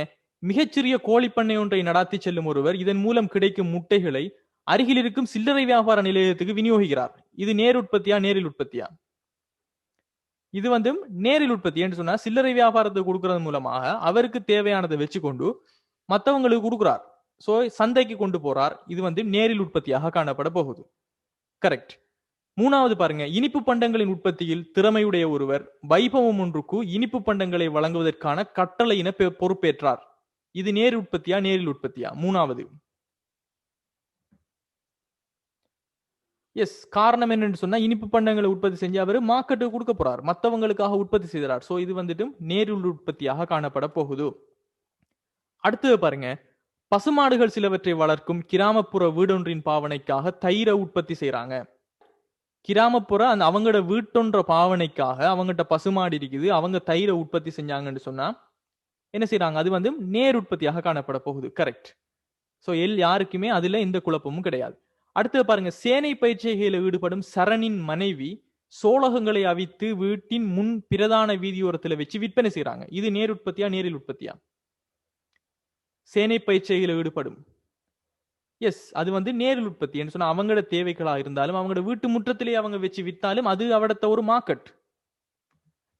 இப்ப சொல்லுங்க ஸ்டூடெண்ட்ஸ், நான் கேட்கிற கேள்வியே, அவங்களோட வீட்டு முற்றத்துல அவங்க வச்சு விற்றா அதை நம்ம சந்தை என்று சொல்ல இயலுமா இயலாதா? வீடொன்றின் அவங்களோட வீதியோரத்துல வச்சு விட்டாங்கன்னு சொன்னா அது சந்தையா சந்தை இல்லையா? அது ஒரு சந்தை. சந்தைங்கிறத நம்ம டெபினிஷன் என்ன பார்த்திருக்கிறோம், ஒரு நிலைமை. சந்தைங்கிறது பொருட்களை கொள்வனவு அல்லது விற்பனை செய்யறதுக்கான எந்த ஒரு நிலைமையும் மார்க்கெட் தான் சந்தை. அது சந்தை வெளியாகவும் காணப்படலாம், சந்தை இடமாகவும் காணப்படலாம். சோ சந்தைங்கிறது நம்ம எதிர்பார்க்கிற சூப்பர் மார்க்கெட் கிடையாது, அது எந்த ஒரு இடமாகவும் காணப்படலாம். சோ இது இங்க ஒரு சந்தை, அப்ப சந்தைப்படுத்துறாங்க. சோ அதனால அது ஒரு நேரில் உற்பத்தி. கடைசி பாருங்க, ஆடை வகைகளை தைப்பதில் திறமை உள்ள கண்ணம்மா தனது 4 பிள்ளைகள் கணவர் ஆகியோருக்கு தேவையான ஆடைகளை தாமே தச்சு கொண்டாங்க. சோ இதை என்ன சொல்றீங்க, இது ஒரு நேர் உற்பத்தியா நேரில் உற்பத்தியா? இது நேர் உற்பத்தி. சோ அவங்களோட குடும்ப தேவைகளுக்காக அவங்களோட தேவைக்காக அவங்க உற்பத்தி செஞ்சாங்க. நினைக்க வேணா அவங்க வேற அவங்களோட கணவர் வேற பிள்ளைகள் வேறன்னு நினைச்சிடாதீங்க. இது அவங்களோட குடும்பம், அவங்களுக்கு தேவையானதை அவங்களே உற்பத்தி செய்யறாங்க. சந்தைப்படுத்துற நோக்கம் கிடையாது. அதனால இது நேர் உற்பத்தியாக காணப்பட போகுது. ரைட். சோ இதுதான் இந்த இன்டிரெக்ட் ப்ரொடக்ஷனையும் டைரக்ட் ப்ரொடக்ஷனையும் நீங்க டிஃபரன்ஷியேட் பண்ற இது வந்து எம்சிக்யூல உங்களுக்கு கேட்டு வரும் சில இதுகளை தந்துட்டு. இப்போ பண்டமாற்று காணப்படுது. இப்பையும் பண்டமாற்று காணப்படுதா ஸ்டூடெண்ட்ஸ்? இப்பையும் பண்டமாற்று காணப்படுதா இப்ப இருக்கிற காலப்பகுதியிலையும்? ரைட். இப்பையும் பண்டமாற்று காணப்படுதா? காணப்படுது. சில இடங்கள்ல சில பொருட்களுக்கு பண்டமாற்று ஒரு விதத்துல காணப்படுது. ஆனா பெரும்பாலும் 190% பண்டமாற்றுங்கிறது இல்ல. ஒரு 10% வேணும்னா இருக்கலாம். சரியா? 190% எல்லா இடத்திலையும் நாம ஒட்டுமொத்தமாக பார்த்தோம்னு சொன்னா பண்டமாற்று இல்ல. ஏன் இது இல்லாம போனுச்சு? இதுக்கு ஏன் இப்படி ஒரு விஷயம் வந்துட்டு அப்படியோ அருகி இல்லாம போனுச்சுங்கிறதுக்கு யாராவது காரணம் சொல்லலுமா? ஒரு பொருளை கொடுத்து இன்னொரு பொருளை வாங்குறதுங்கிறது இப்போதைக்கு இல்லாம போச்சு. எஸ், பணம்ங்கிறது ஓகே, பணம்ங்கிறது ஒரு காரணமாக நம்ம சொல்ல முடியாது. ரைட். Yes Dharanya, correct. இரட்டை பொருந்துகை வந்து இல்ல, பணம் உருவானது காரணம் இல்ல. பணம்ங்கிறது உருவானதுக்கு காரணம் இரட்டை, அதாவது நீங்க நல்லா விளங்கிக் கொள்ளணும், பண்டமாற்றினுடைய குறைபாடு காரணமாகத்தான் பணம் உருவானுச்சே தவிர பணம் உருவானத்தால பண்டமாற்று இல்லாம போனுச்சுன்னு அர்த்தம் கிடையாது. Is it understandable? நான் கேட்கறது பிரதான குறைபாடு. நிறைய குறைபாடுகள் சொல்லலாம் நீங்க. பிரதான குறைபாடு நான் கேட்கறது வந்து இரட்டை பொருந்துகை பிரச்சனை ஒன்று வந்துச்சு. சரியா ஸ்டூடெண்ட்ஸ்? வேறுபட்ட விருப்பங்கள், அதாவது மீனை வச்சு கொண்டு இருக்கிறவரு இறைச்சிதான் அவருக்கு தேவைன்ற அவசியம் இல்லை. அதே போல மீனை விற்கிறவருக்கும் இறைச்சி தான் தேவைன்ற அவசியம் இல்லை. அப்போ இரட்டை பொருந்துகை பிரச்சனைங்கிறது ஒன்று ஏற்படுது. அதாவது ஒரு ஆள் மரக்கறியை கொண்டு வரார், இவர்கிட்ட இறைச்சி இருக்குது. சோ இறைச்சி விற்கிறவருக்கு மரக்கறிங்கிறது எனக்கு தேவையில்லைன்னு சொன்னா அவர் எடுத்துட்டு போக வேண்டியதான். வேற ஒரு வியாபாரியை பார்த்து தான், அதுக்கு ஏற்றுக்கொள்றவரோட தான் அவர் வந்து வியாபாரத்தை செய்யணும். அதே போல மரக்கறியை கொண்டு வரவரு இறைச்சி கடை தான் ஃபுல்லா இருந்துச்சுன்னு சொன்னா அவருக்கு இறைச்சியில விருப்பம் இல்லைன்னு சொன்னா அவரு அந்த மார்க்கெட்ல எந்த ஒரு இடத்துலயும் அவர பொருளை பரிமாற்றிக்கொள்ள இயலாம போய்த்திரும். இஸ் இட் அண்டர்ஸ்டாண்டபிள் கைஸ் நான் சொல்ல வர விஷயம்? எஸ், நீங்க சொல்ற எல்லா காரணங்களையும் நான் ஏற்றுக்கொள்றேன். அளவிடுவது பிரச்சனை, டிரான்ஸ்போர்ட் பிரச்சனை, இதெல்லாம் நான் ஏற்றுக்கொள்றேன். மெயின் பிரதான காரணம்ங்கிறது இந்த இரட்டை பொருந்துகை பிரச்சனை தான். ஒரு ஆளுக்கு விருப்பமானத அவருக்கு இன்னொரு ஆளுக்கு பிடிச்சிருந்தா தான் அவங்க பரிமாற்றத்துல ஈடுபடலாம். ஒரு ஆளுக்கு பிடிச்சிருந்து இன்னொரு ஆளுக்கு அந்த பரிமாற்றத்துல ஈடுபடுறதுக்கு அந்த பொருள்ல மேல விருப்பம் இல்லைன்னு சொன்னா அவர்ல அந்த பரிமாற்றம் இடம்பெறாது. சோ இதைத்தான் நம்ம சொல்லுவோம் இரட்டை பொருந்துகை பிரச்சனைன்னு சொல்லுவோம். இது நான் புரிய வைக்கிற விஷயம் என்னன்னு சொன்னா, பிரதானமான காரணம் பண்டமாற்றினுடைய பிரதான குறைபாடு என்னன்னு சொன்னா பண்டமாற்றினுடைய இரட்டை பொருந்துகை இன்மைங்கிற பிரச்சனை. சோ இந்த இரட்டை பொருந்துகை இல்லாததாலதான் ஒரு பொதுவான ஊடகம் ஒன்று தேவைப்பட்டுச்சு. அதாவது ஒரு மரக்கறியை கொண்டு போறவரும் சரி, ஒரு இறைச்சை விற்கிறவரும் சரி, மரக்கறியை கொண்டு போறவருக்கு இறைச்சி பிடிக்குதோ இல்லையோ, இல்ல இறைச்ச விக்கிறவருக்கு மரக்கறி பிடிக்குதோ இல்லையோ, ஒரு பொதுவான ஊடகத்தை வச்சு அவங்க பரிமாற்றத்தை செஞ்சு கொண்டா யார்கிட்ட வேணா எதை வேணா நாம கொள்வனவு செய்யலாம்ங்கிற ஒரு தேவைப்பட்டுச்சு. அதனால தான் இந்த இரட்டை பொருத்துக தன்மையை தீர்த்து கொள்றதுக்காக ஒரு பரிமாற்று ஊடகங்கள் தேவைப்பட்டுச்சு. மீடியம் ஆஃப் எக்ஸ்சேஞ்ச்ங்கிற ஒரு விஷயம் ஒன்று தேவைப்படுது.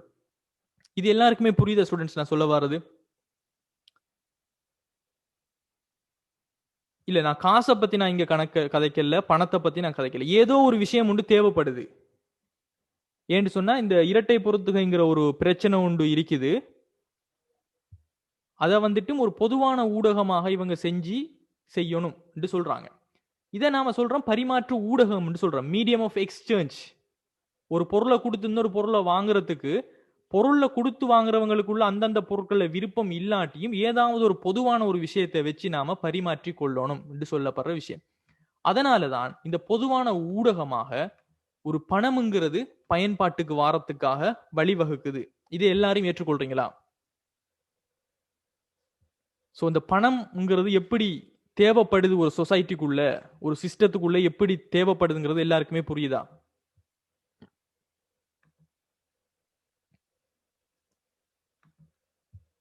சரியா ஸ்டூடெண்ட்ஸ்? ரைட். இப்போ நான் திரும்ப ஆரம்பத்திலிருந்து இந்த புள்ளி வரைக்கும் நான் உங்களை கொண்டு வரேன். சுயதேவை பூர்த்தி பொருளாதார முறை ஏற்பட்டுச்சு. தனக்கு தேவையானதை தானே உற்பத்தி செஞ்சாங்க. அதனால சிறப்பு தேர்ச்சி ஏற்பட்டுச்சு. ஒரே வேலையை தொடர்ந்து செஞ்சு சிறப்பு தேர்ச்சி காரணமாக கூடுதலான பொருட்களை உற்பத்தி செஞ்சாங்க. மிகை உற்பத்தியின் காரணமாக பொருட்களை பரிமாற்றம் செஞ்சாங்க. அப்படி மிகை உற்பத்திகளை பரிமாற்றம் செஞ்சதால பண்டமாற்று ஏற்பட்டுச்சு. பண்டமாற்று காரணமாக ஒரு பொருளை கொடுத்து இன்னொரு பொருளை வாங்கினாங்க. ஆனா கொஞ்ச காலம் போனதுக்கு பிறகு அந்த பண்டமாற்றுல ஒரு குறைபாடு காணப்பட்டுச்சு. அதுக்கு பேரு இரட்டை பொருந்துகையின்மை. அதாவது ஒரு பொருளை கொண்டு போறவருக்கு இன்னொரு பொருள் மேல விருப்பம் இல்லை. அதனால திரும்ப யோசிக்கிறாங்க, ரைட், ஒரு பொதுவான ஊடகத்தை வச்சு நாம பரிமாற்றத்தை செய்வோம். சோ அந்த பொதுவான ஊடகத்துக்கு பேரு பரிமாற்று ஊடகம். ஒரு எக்ஸ்சேஞ்ச் பண்றது ஒரு ஊடகம் ஒன்று தேவை அப்படின்னு யோசிக்கிறாங்க. அந்த டைம்ல தான் பணம்ங்கிற ஒரு பொருள் வந்துட்டும் விடப்படுது. சோ பண்டமாற்றுல இருந்து எப்படி பணம்ங்கிறது வருது? பண்டமாற்று வந்துச்சு சுயதேவை பூர்த்தி பொருளாதாரத்துல இருந்து. இந்த சுயதேவை பூர்த்தி பொருளாதாரம், சிறப்பு தேர்ச்சி, அதுக்கு பிறகு மிகை உற்பத்தி, அதுக்கு பிறகு பண்டமாற்று, பரிமாற்று, அதுக்கு பிறகு பண்டமாற்று, பண்டமாற்றுல குறைபாடு காரணமாக பணம் வருது. இந்த ஃப்ளோ எல்லாருக்குமே விளங்குதா?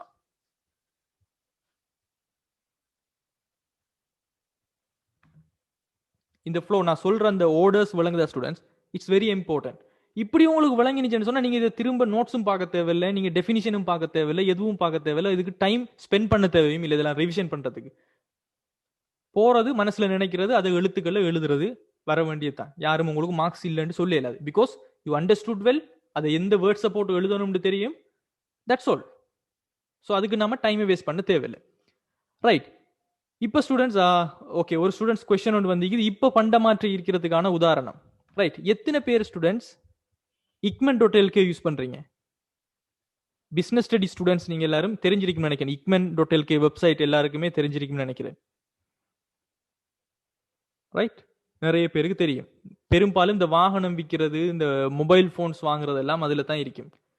எத்தனை பேரு இப்போ உதாரணத்துக்கு ஒரு ஐபோன் 7 விற்கிறவர் அதுல போட்டிருப்பார், நம்ம மொபைலுக்கு எக்ஸ்சேஞ்ச் பண்ணிக்கலாம், உங்கள்கிட்ட ஐபோன் வேறது இருந்துச்சுன்னு சொன்னா உங்களோட ஐபோனை நீங்க தந்துட்டு மிச்ச காசை தந்துட்டு நீங்க பொருளை வாங்கி கொள்ளலாம்னு எத்தனை பேர் பார்த்திருப்பீங்க போனை எக்ஸ்சேஞ்ச் பண்றது?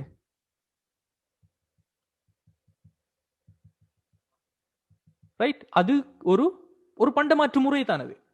அதாவது அந்த அந்த பெருமதிக்கு, உதாரணத்துக்கு ஐபோன் 7 வச்சிருக்கிறவங்க ஐபோன் 5s உங்ககிட்ட இருக்குன்னு சொன்னா அந்த 5s கொடுத்துட்டு அதுக்கு ஒரு பெருமதி போட்டுட்டு மிச்சமாக இருக்கிறதுக்கு நீங்க சல்லியை கொடுப்பீங்க. அப்போ என்ன செய்யறீங்க? ஒரு குறிப்பிட்ட பெருமதிக்கு நீங்க பொருளை பரிமாற்றீங்களா இல்லையா? சோ பண்டமாற்று ஒரு விதமாக நடக்குது. ஆனா பண்டமாற்றுங்கிற பேரு இல்லாமலுக்கு அந்த பொருட்கள் பரிமாற்றப்படுது. Is it understandable? ரைட். இஷாக்கா நீங்களும் செஞ்சிருக்கீங்க. சோ உங்களுக்கு தெரியாமலே நீங்க பண்டமாற்றுங்கிற ஒரு விஷயத்தை நடத்திருக்கிறீங்க. எஸ், அது ஒரு சந்தை வெளி. ikmen.lkங்கிறது கரெக்ட், சரியா அண்டர்ஸ்டாண்ட் பண்ணி வச்சீங்க தனுஷன். அது ஒரு சந்தை வெளி, மார்க்கெட் ஸ்பேஸ். ஒரு பிசிக்கலான எந்த ஒரு பிரசன்ஸும் கிடையாது. சரியா? ஆன்லைன்ல இருக்கிற எல்லாமே சந்தை வெளிகள் தான், மார்க்கெட் ஸ்பேஸ் என்று சொல்லுவோம். ரைட். இப்போ அடுத்த விஷயத்துக்கு போவோம் ஸ்டூடெண்ட்ஸ். இப்படித்தான் பணம்ங்கிறது வருது. சோ பணம்ங்கிறது இந்த வியாபாரத்தினுடைய பரம்பலினுடைய இரண்டாவது கட்டம்ங்கிறத எல்லாரும் ஏற்றுக்கொள்றீங்களா? பண்டமாற்று இருக்குது, பண்டமாற்றின் குறைபாடு காரணமாக பணம்ங்கிறது வருது. இதுதான் இந்த பணம் வாரதுதான் நம்ம இரண்டாவது கட்டமாக பார்க்கிறோம்.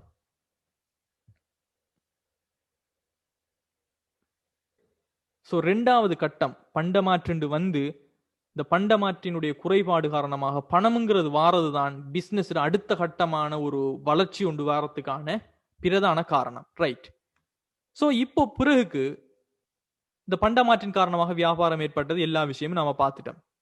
சோ இதுதான் பண்டைய காலத்தில் சுயதேவி பூர்த்தி பொருளாதார முறை வந்துட்டு எப்படி ஒரு பணப்பரிமாற்று வரைக்கும் கொண்டு போறதுங்கிறதுக்கான விஷயத்தை நான் ஒரே ஒரு மைண்ட் மேப்ல காட்டிக்கிறேன்.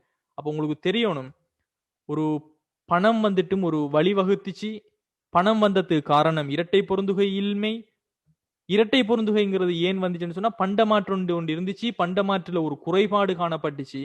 சோ முதலாவது கட்டம் வணிக பரம்பலினுடைய கட்டம் பண்டமாற்று. ரைட். சோ அதுல தான் பண்டமாற்று காணப்பட்டதன் காரணமாகத்தான் நேரில் உற்பத்தி இடம்பெற்றுச்சு, மிகை உற்பத்திகள் மார்க்கெட்ல பயன்படுத்தப்பட்டுச்சு. சோ இந்த மாதிரியான விஷயங்கள் எல்லாமே நம்ம பார்த்து முடிச்சிட்டோம். சோ வியாபாரம் சொன்னா கொள்வனவு விற்பனை காணப்படும். சோ பரிமாற்றம்ங்கிறது இடம்பெற்றுச்சு, அதனால தான் வியாபாரம் வந்துச்சு. சிறப்பு தேர்ச்சி எப்படி வந்துச்சுன்னு பார்த்தோம். இப்ப அதே போல ஒவ்வொரு நபர்களும் குழுக்களாக எப்படி வேலை செஞ்சாங்க, சுயதேவி பூர்த்தி முறை பண்டைய காலத்துல இருந்துச்சு. ரைட். சோ இப்போ உங்களுக்கு இது சம்பந்தமாக விஷயம் விளங்கிடுச்சு. இப்ப எல்லாரும் ரிவிஷன் பண்றதுக்கு என்கிட்ட கேட்கறது இல்ல. இப்போ உங்களுக்கு தெரிய வேண்டிய ஸ்டூடெண்ட்ஸ், நீங்க எக்ஸாமுக்கு ப்ரிப்பேர் ஆகும் போது, ஃபைனல் எக்ஸாமுக்கு ப்ரிப்பேர் ஆகும் போது உங்களோட மைண்ட் மேப்ல நீங்க இதை மட்டும் தான் பார்க்கணும். இந்த ஃபெஸ்ட் ஒன்னை தான் நீங்க பார்க்கணும். அதாவது சுயதேவி பூர்த்தி முறை பொருளாதாரம் என்று சொன்னா என்னன்னு உங்களோட மைண்ட்ல நீங்க கண்ணை பொத்திட்டு இமேஜின் பண்ணீங்கன்னு சொன்னா, சுயதேவி பூர்த்தி முறையிலிருந்து நம்மளோட மைண்ட் மேப் கொண்டு போய் முடியுது பணம். அந்த பணம் வரைக்கும் என்னென்ன வந்துச்சுங்கிறது ஒரு கதையா உங்களுக்கு நினைவிருக்கணும். அந்த கதையில சொல்லப்படுற எல்லா வேர்ட்ஸுக்கும் உங்களுக்கு டெபினிஷன் தெரிஞ்சிருக்கணும். அவ்வளவுதான். It's very simple. சோ விளங்குத ஸ்டூடெண்ட்ஸ், நான் எப்படி ரிவிஷன் பண்ணணும்னு சொல்லித்தர விளக்கம். சோ சுயதேவை பூர்த்தியில இருந்து ஆரம்பிச்சு என்னென்ன விஷயங்கள் தொடர்பு பட்டு எப்படி ஒரு பணம்ங்கிறது வந்து சேருது. நீங்க ஒரு இடத்துல தான் கிளிக் பண்ணணும். முதலாவது விஷயம் சுயதேவை பூர்த்தி முறை. சோ அதுதான் உங்களோட ரிவிஷன் பாயிண்ட். உங்களோட எண்டிங் பாயிண்ட் வந்துட்டு உங்களோட மைண்ட்ல கொண்டு போய் முடியும் பணம் வந்துட்டு எந்த அளவுக்கு வந்துச்சுன்னு சொல்றது. ரைட். இதை நீங்க திரும்ப திரும்ப செய்யும் போது உங்களுக்குள்ள ஒரு சிறப்பு தேர்ச்சி ஒன்று உருவாகும். இந்த மைண்ட் மேப்பை சரியா யூஸ் பண்ணி நீங்க செய்யும் போது, ஒரு தரம் செய்யும் போது ஓகே, ரெண்டாவது சாப்டர் மூணாவது சாப்டர்னு சொல்லி நீங்க தொடர்ந்து செய்யும் போது உங்களுக்குள்ள ஒரு எக்ஸ்பர்ட்னஸ் ஒன்று வரும். சோ இதை இப்படி செஞ்சா எனக்கு நல்லா நினைவு இருக்குதுன்னு சொல்லி உங்களை பத்தி நீங்க புரிஞ்சு கொள்ள ஆரம்பிப்பீங்க. உங்களுக்கு எது செஞ்சா அதிகமா நினைவு வச்சு கொண்டீங்கன்னு சொல்லி ஒவ்வொருத்தருக்குமே அது வித்தியாசப்படும். அப்ப உங்களுக்கு சொல்லி ஓன் டெக்னிக்ஸை நீங்க உருவாக்க தொடங்குவீங்க. சோ அந்த விஷயம் தான் உங்களோட ஸ்பெஷலைசேஷன் தங்கியிருக்கும். ரைட். இப்போ நாம பார்த்துட்டோம் சுயதேவை பூர்த்தி முறையிலிருந்து நம்ம பார்த்துட்டோம். இப்ப வணிக பரம்பலினுடைய படிகளை பாத்தீங்கன்னு சொன்னா, முதலாவது பண்டமாற்று ஏற்படுது, அதுக்கு பிறகு பணப்பாவனை ஏற்படுது, அதுக்கு பிறகு கைத்தொழில் புரட்சின்னு சொல்ல விஷயம், அதுக்கு பிறகு தகவல் பொருளாதாரம். சோ இப்ப இதுவரைக்கும் நம்ம பார்த்திருக்கிறோம் பணப்பாவனைங்கிற ஒரு விஷயத்துக்குள்ள நம்ம பார்த்திருக்கிறோம். இப்போ இந்த பணப்பாவனையில இருந்து இந்த பணத்தினுடைய பரிணாம வளர்ச்சி எப்படி போக போகுதுங்கிறத பத்தி நம்ம பார்க்க போறோம். இப்ப நம்ம பணம் வரைக்கும் பார்த்துட்டோம். இப்ப பணம் தான் ரெண்டாவது பரிணாம வளர்ச்சி. இப்ப நான் இதை கொண்டு போய் எங்க வைக்கிறேன்னு சொன்னா பணத்தினுடைய பரிணாம வளர்ச்சியில வைக்கிறேன். இப்ப வணிக பரம்பலினுடைய படிகள்ல நம்ம பண்டமாற்று பார்த்துட்டோம், பணப்பாவனை வரைக்கும் வந்துட்டோம். ரைட். இப்ப ரெண்டாவது ஸ்டார்ட் பண்றீங்க, பணப்பாவனையில இருந்து ஸ்டார்ட் பண்றீங்க. சோ அந்த பணப்பாவனையில முதலாவது நீங்க தெரிஞ்சிருக்கணும் பணம் எப்படி வளர்ச்சி அடைஞ்சிச்சு. முதலாவது ஒரு ஊடகம் ஒன்று தேவைப்படுது, அதனால பணம்ங்கிறத யூஸ் பண்ண வைப்பாங்க. சோ இந்த பணம் எப்படி எல்லாம் வளர்ச்சி அடைஞ்சுங்கிறத பத்தி நீங்க தெரிஞ்சிருக்கணும். சோ பண்டமாற்று தொடக்கம் இன்று வரை எப்படி இந்த பணம் வந்துட்டு பயன்பாட்டுல ஒரு பரம்பல், ஒரு இவலுவேஷன், ஒரு ப்ரோசஸ் ஒன்று நடந்துச்சுன்னு பாத்தீங்கன்னு சொன்னா, முதலாவது பணமாக மெட்டீரியல்ஸை யூஸ் பண்ண ஆரம்பிச்சாங்க. இதுல டீச்சர்ஸ் விடுற பிள்ளை என்னன்னு சொன்னா ஸ்டூடெண்ட்ஸ், உங்களுக்கு பொருட்பயன்பாடுன்னு உங்களுக்கு நோட்ஸ் தந்துருவாங்க. ஆனா அந்த தமிழ் உண்மையிலேயே பொருட்களை குறிக்கல, மெட்டீரியல்ஸ். அந்த கல், மண், சிப்பி, அதுதான் மெட்டீரியல்ஸ் சொல்லுவோம். பொருள்னு சொல்றது குட்ஸ். அதை இவங்க சொல்றல, இங்க பொருட்பயன்பாடுன்னு சொல்றது குட்ஸோ அது கிடையாது, மெட்டீரியல்ஸ் சொல்றாங்க. சோ முதலாக என்னத்தை பயன்படுத்த ஆரம்பிக்கிறாங்கன்னு சொன்னா பொருட்பயன்பாடு, மெட்டீரியல்ஸ்ங்கிற விஷயத்தை யூஸ் பண்றாங்க. இங்க மெட்டீரியல்ஸ் சொல்லப்படுறது சிப்பிகளை கொண்டு முதலாக பணமாக செயற்படுறாங்க. அதே போல புகையிலைகள், இதுதான் புகையிலை, அதாவது டொபாக்கோ. இந்த புகையிலை நமக்கு எல்லாருக்குமே தெரிஞ்சிருக்குன்னு நினைக்கிறேன். இப்போதைக்கு பெரும்பாலும் இப்போ கடைகள்ல வாரல, ஆனா முதல் இருந்த டைம்ல கடைகள்ல புகையிலைகள் காணப்படும். ரைட். சோ இதுதான் பொருட்பயன்பாடு. இல்ல மூலப்பொருள் கிடையாது ஸ்டூடெண்ட்ஸ். இங்க சொல்லப்படுற மெட்டீரியல்ஸ் மூலப்பொருள் கிடையாது.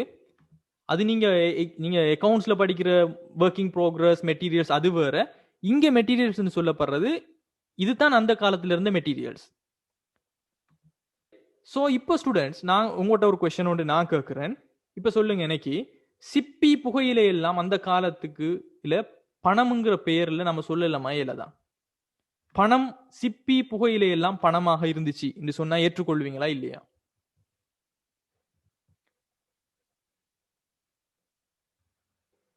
சோ மேபி கிடையாது, அந்த டைம்ல இருந்துச்சு. சரியா ஸ்டூடெண்ட்ஸ்? ஏற்றுக்கொள்ளலாம். அப்படின்னா முதலாவது உங்களோட மைண்ட்ல இருக்கிற ஒரு விஷயத்தை நீங்க உடைச்சறியணும். நீங்க பாக்குறது மாத்திரம் தான் பணம் கிடையாது. இப்ப நமக்கு பணம்ன்றா என்ன அர்த்தம்?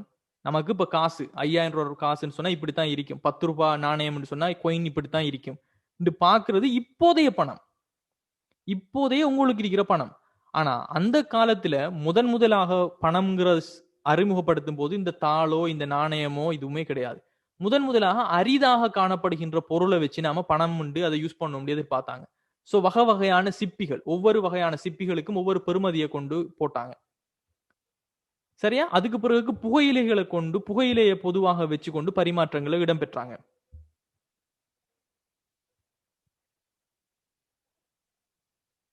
ரைட். சோ பொருட்பயன்பாடு மெட்டீரியல்ஸ் என்று சொல்லப்படுற விஷயம், சிப்பிகள் புகையிலைகள் இதுதான் முதலாவதாக பணமாக பயன்படுத்தப்படுது. அது பிறகு ஸ்டூடெண்ட்ஸ் உலோக வகை பயன்பாடு மெட்டல்ஸ் யூஸ் பண்ண ஆரம்பிக்காங்க. அதாவது மெட்டல்ஸ் சொல்லப்படுறது தங்கம் வெள்ளி. இதுல இப்ப உண்மையான நிலத்துக்குள்ள இருக்கிற தங்கத்துல நீங்க தோண்டி எடுத்தீங்கன்னு சொன்னா இப்படித்தான் இருக்கும். கோல்ட் இது சில்வர். சரியா? உலோக வகை பயன்பாடு அதாவது தங்கம் வெள்ளிகளை அரிதாக காணப்பட்டுச்சு. அதை ஒரு பரிமாற்று ஊடகமாக வச்சுக்கொண்டு தங்கத்துக்கும் வெள்ளிகளுக்கும் என்ன செஞ்சாங்க?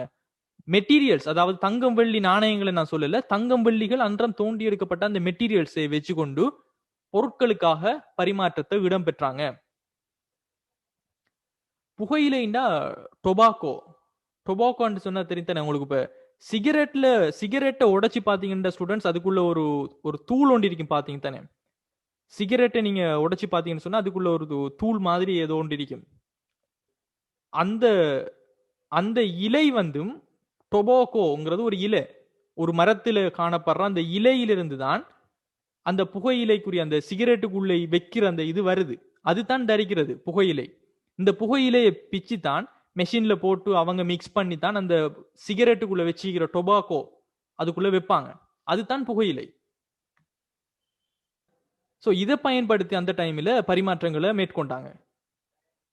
வெற்றிலைக்கு பயன்படுத்துறது கிடையாது. வெற்றிலைக்கு பயன்படுத்துறது சுண்ணாம்பு. சரியா? இது வந்துட்டும் புகையிலை. அதுக்கு பிறகு ஸ்டூடெண்ட்ஸ் இவங்க என்ன செஞ்சாங்கண்டா, அதுக்கு பிறகு பணம் எப்படி வளர்ச்சி அடையுதுன்னு சொன்னா உலோக நாணயங்களாக இப்ப கிடைச்ச அந்த தங்கம் வெள்ளி எல்லாத்தையும் மண்ணுக்குள்ள இருந்து தோண்டி கிடைக்கிற அந்த வெள்ளி தங்கம் எல்லாத்தையுமே நாணயங்களாக மாத்தினாங்க. தங்கத்தால செய்யப்பட்ட நாணயம், வெள்ளியால செய்யப்பட்ட நாணயங்கள் என்று சொல்லி மாத்தி ஒவ்வொன்றுக்குமே ஒவ்வொரு பெறுமதிகளை வச்சு கொண்டாங்க. ரைட். தங்க நாணயம் நீங்க இத்தனை தந்தீங்கன்னு சொன்னா இந்த பொருள் இவ்வளவு தருவோம், வெள்ளி நாணயம் தந்தீங்கன்னு சொன்னா இந்த பொருளை இவ்வளவுக்கு தருவோம்னு சொல்லி வெள்ளி நாணயங்களுக்கும் தங்க நாணயங்களுக்குமாக மாற்றிக்கொண்டாங்க. வெற்றிலையோட புகையிலையே யூஸ் பண்றது எனக்கு தெரியாது ஸ்டூடெண்ட்ஸ். எனக்கு அதை பத்தி பெருசாக. வெற்றிலையோட சுண்ணாம்பை யூஸ் பண்றது தான் நான் கேள்விப்பட்டிருக்கிறேன். புகையிலைங்கிறது தனியா கிடைக்கும் உங்களுக்கு கடைகள்ல. ரைட். இப்ப அது நமக்கு தேவையில்லை. புகையிலைங்கிறத யூஸ் பண்ணினாங்க என்று நினைவு வச்சுக்கொள்ளுங்க. புகையிலைங்கிறது சிகரெட்டை தயாரிக்கிறதுக்காக இப்போதைக்கு அந்த அதுக்குள்ள இருக்கிற அந்த தூள் தான் நினைக்கிறேன் புகையிலை. அதுதான் புகையிலை, டொபாக்கோன்னு சொல்லப்படுறது. கஹப்பனை. ரைட். இஷாக் சொல்றது கஹப்பனை ஸ்ரீலங்கால முந்தி பாவிச்சது. ரைட். ஓகே. இப்ப தங்கம் வெள்ளி நாணயங்கள் பாவிக்கப்படுது. சோ அந்த தங்கம் வெள்ளி நாணயங்கள் என்ன நடக்குதுன்னு சொன்னா பல்வேறு அளவுகளை கொண்ட உலோக துண்டுகளினுடைய முகப்பில, அதாவது அதனுடைய ஃபேஸ்ல என்ன செய்யறாங்கன்னு சொன்னா ரைட் இது 10 ரூபாய் பெறுமதியானது, இது 100 ரூபாய் பெறுமதியானதுன்னு சொல்லி அச்சிட ஆரம்பிக்கிறாங்க. இப்ப எப்படி இருக்குதோ அப்படி அன்ற காலத்திலேயே உலோக நாணயங்களினுடைய இதுல அச்சிட ஆரம்பிக்கிறாங்க. சோ இப்படித்தான் ஒவ்வொரு நாணயங்களும் இப்ப நமக்கு எப்படி ஒரு 5 ரூபாய் குற்றிண்டா இப்படித்தான் இருக்கும், 10 ரூபாய் குற்றிண்டா இப்படித்தான் இருக்கும், 5000 ரூபாய் தாழ்ந்தா இப்படி இருக்குங்கிறது தோற்றம் பெற்றது எப்படி ஆரம்பிச்சுன்னு சொன்னா, இவங்க உலோகங்களை பயன்படுத்தி அதுக்கு பிறகு உலோகங்களால நாணயங்கள் மாதிரி குற்றிகளை செஞ்சு ஒவ்வொரு குற்றிலையுமே இதுக்கு பெருமதி இவ்வளவுன்னு சொல்லி அந்த தங்கங்கள்டா இவ்வளவு கூடுதலான பெருமதியும் வெள்ளி நாணயங்கள்டா குறைஞ்ச பெருமதியும் விட ஆரம்பிக்கிறாங்க. இப்படித்தான் இந்த பணத்துல பெருமதி போடுற விஷயம் ஒன்று ஆரம்பிக்குது. இப்படி நடந்தது பிறகு நாணயம் நாணய தாள்கள் வருது. அதாவது உலோகங்கள்ல, அதாவது வெள்ளின்னா ஒரிஜினல் வெள்ளி, தங்கம்னு சொன்னா சரியான தங்கத்தை பயன்படுத்தி செஞ்ச நாணயங்களை பயன்படுத்திட்டு அதுக்கு பிறகு என்ன செய்யறாங்கன்னு சொன்னா, அதுல பிரச்சனை என்னன்னு சொன்னா, தங்கங்கள் அதே அளவு பெருமதியான தங்கங்களை எடுக்கிறதுல பிரச்சனை வருது. அதுக்கு பிறகு அடுத்த கட்டமாகத்தான் வருது நாணயம் நாணயத்தான்கள், கொயின்ஸும் நோட்ஸும் அடிக்க ஆரம்பிக்கிறாங்க. இப்போ எல்லாரும் நினைக்கிறீங்களா, முதல் ஒரு 5 ரூபாய் நாணயம், அதாவது அந்த காலத்துல ஒரு 5 ரூபாய் தங்க நாணயம் இருக்கிறதும் இப்ப இருக்கிற 5 ரூபாய் குற்றியும் ஒன்றுன்னு நினைக்கிறீங்களா? சோ அந்த டைம்ல ஒரு 5 ரூபாய் தங்க நாணயமும் இப்ப இருக்கிற 5 ரூபாய் தங்க நாணயமும் இப்ப 5 ரூபாய் குற்றியும் ஒன்று கிடையாது. என்ன, ஏன் அத ஒன்று இல்லைன்னு சொல்றீங்க? என்ன காரணம்? இப்ப அதே தங்கம் இப்ப இருந்துச்சுன்னு சொன்னா அந்த 5 ரூபாய் குற்றியும் ஒரு 500 கிராமாக இருந்தாலும் நமக்கு கிடைக்கிற பணத்தினுடைய பெருமதி வித்தியாசமாக காணப்படும். அப்படின்ற அர்த்தம் என்னன்னு சொன்னா ஸ்டூடெண்ட்ஸ், இதுல தான் உங்களுக்கு பணத்தினுடைய அகப்பெருமதிங்கிற ஒரு விஷயம் ஒன்று தேவைப்படுது. என்ன நடக்க போகுதுன்னு சொன்னா, தங்கம்ங்கிறது அவங்க எப்படி வச்சு கொண்டிருந்தாங்கன்னு சொன்னா 500 கிராம் தங்கம்னு சொன்னா 5 ரூபான்னு சொன்னா அப்படித்தான் தங்கத்தங்களை அன்ற குற்றிகளாக செஞ்சிருந்தாங்க. இப்ப என்ன நடக்க போகுதோ, இப்ப பெருமதி என்ன நடக்க போகுதுன்னு சொன்னா, இப்ப வெறும் பேப்பர், ஒரு பேப்பர்ல 500 ரூபான்னு எழுதினா அதுக்கு 500 ரூபாய் பெருமதி வருது இப்ப. சரியா ஸ்டூடெண்ட்ஸ்? ஒரு 5000 ரூபாய் ஒரு பேப்பர், அது ஒரு விசேட வகையான ஒரு பேப்பர். அந்த பேப்பர்ல 5000 ரூபான்னு சொன்னா 5000 ரூபாய். அதே பேப்பர் அரசாங்கம் 10,000 ரூபான்னு போட்டுச்சுன்னு சொன்னா நம்ம 10,000 ரூபான்னு நினைக்கிறோம். Is it understandable? இல்ல, இது வந்துட்டு ஒரு நாட்டுக்கு இல்ல ஸ்டூடெண்ட்ஸ், இது எல்லா இந்த வேர்ல்டுலே, உலகத்திலே எப்படி பணம்ங்கிறது வந்துச்சுங்கிறத நம்ம படிச்சு கொண்டிருக்கிறோம். இது ஒரு நாடுகளுக்கு கிடையாது. இப்ப பணத்தினுடைய பெருமதி என்ன நடக்குதுன்னு சொன்னா, தங்கம் தான் தேவை, வெள்ளி தான் தேவைன்னு கிடையாது, அரசாங்கம் எவ்வளவுக்கு போடுறாங்களோ. சோ அந்த கட்டத்துக்கு இப்ப நாம வந்துட்டோம். சோ இதுதான் நாணயம் நாணயத்தாள்கள்ல பயன்பாடு. கொயின்ஸ் வந்துட்டும் தங்கம் தான் வெள்ளி தான் இல்ல, அதுல இடப்படுற பெருமதியை வச்சு நாம என்ன செஞ்சோம்னு சொன்னா இப்ப பயன்படுத்த ஆரம்பிச்சிட்டோம். சோ பெருமதி கூடிய உலோக துண்டுகளை பணமாக பயன்படுத்துவதில் ஏற்பட்ட சிரமம் காரணமாக அகப்பெருமதியற்ற குற்றி நாணயங்கள் பாவனைக்கு உட்படுத்தப்பட்டன. அகப்பெருமதியற்ற குற்றி நாணயங்கள்ங்கிறதால விளங்கிக் கொள்றீங்களா ஸ்டூடெண்ட்ஸ்? என்ன சொல்ல வராங்கிறது? ஒரு கவர்மெண்ட் லிமிட் இல்லாம கேஷ வெளியிட இயலுமான்னு சொல்றீங்க. இப்போதைக்கு இருக்கிற கவர்மெண்ட்ல யாரெல்லாம் நியூஸ் கேட்டீங்க? போன வருஷத்தை விட இந்த வருஷம் பல பில்லியன் கணக்குல சென்ட்ரல் பேங்கால காசு அச்சடிக்கப்பட்டிருக்கிற நியூஸ எத்தனை பேர் கேட்டீங்க? எத்தனை பேர் இந்த நியூஸை கேட்டீங்க ஸ்டூடெண்ட்ஸ்? இஷாக், ஓகே ரைட், நீங்க கேட்டீங்க. அதாவது போன வருஷத்தை விட இந்த வருஷம் இலங்கை மத்திய வங்கியால பல பில்லியன் கணக்கான காசு வந்துட்டு அடிக்கப்பட்டிருக்கிறது. ரைட், ஆல்மோஸ்ட் எல்லாருமே கேட்டிருக்கீங்க. அப்படின்ற அர்த்தம் என்ன ஸ்டூடெண்ட்ஸ்? ஒரு மத்திய வங்கி, மத்திய வங்கியினுடைய ஆளுநர் மத்திய வங்கியால அங்கீகரிக்கப்பட்டால் அந்த வருடத்துக்காக எவ்வளவு விஷயம் சொல்லி நிறைய ப்ரொசீஜர்ஸ் இருக்குது. அதன் அவங்க நினைச்சா பணத்தினுடைய நிரம்பலை கட்டுப்படுத்துறதும் பணத்தினுடைய நிரம்பலை கூற்ற குறைக்கிறது, ஒரு ஃபைனான்ஸ் மினிஸ்ட்ரி கீழே உள்ள ஒரு விஷயம், பணப்புழக்கத்தை கூட்டுறது, அவங்க அச்சடிக்கலாம். அதே போல எத்தனை பேர் கேள்விப்பட்டீங்க, யுஎஸ் அமெரிக்காவில் இந்த கொரோனாக்காக, இந்த கோவிட் பிரச்சனையால எல்லா பிசினஸுக்குமே பல மில்லியன் கணக்கான காசு கொடுத்தாங்க. யாரு இதெல்லாம் கேள்விப்பட்டீங்க? ட்ரம்ப் இருந்த டைம்ல ட்ரம்ப் வந்து எல்லா பாதிக்கப்பட்ட பிசினஸுக்கும் கோவிட் 19 ட்ரிபிள் பி ப்ரொடக்ஷன், சரி, ட்ரிபிள் பி அப்படின்னு சொல்லிட்டு ஒரு லோன் ப்ரோக்ராம் உண்டு, எல்லா பிசினஸுக்குமே கொடுத்தாங்க, பல மில்லியன் கணக்காக கொடுத்தாங்க. சோ அவங்க அப்படி கொடுத்தாங்க. அப்ப அவங்க என்ன செஞ்சாங்க? காசுகளை அவங்க பிரிண்ட் பண்ணாங்க, பேங்க்ல காசுகளை உருவாக்கினாங்க. ரைட். சோ ஒரு மத்திய வங்கி நினைச்சா, ஒரு நிறுவனத்தினுடைய அரசாங்கம் வந்து பணப்புழக்கத்தை எடுக்க இயலுமான்னு சொன்னா எஸ், அவங்களால அச்சிட இயலும். அதுதான் உண்மை தன்மை. ரைட். அடுத்தது பாருங்க ஸ்டூடெண்ட்ஸ், இங்க அகப்பெருமதி அற்ற குற்றி நாணயங்கிறத விளங்கி கொள்றீங்களா? அகப்பெருமதியற்ற குற்றி நாணயங்கள் ஒரு இன்டர்னல் வெலு ஒன்று இல்லைங்கிறத விளங்கி கொள்றீங்களா எல்லாரும்?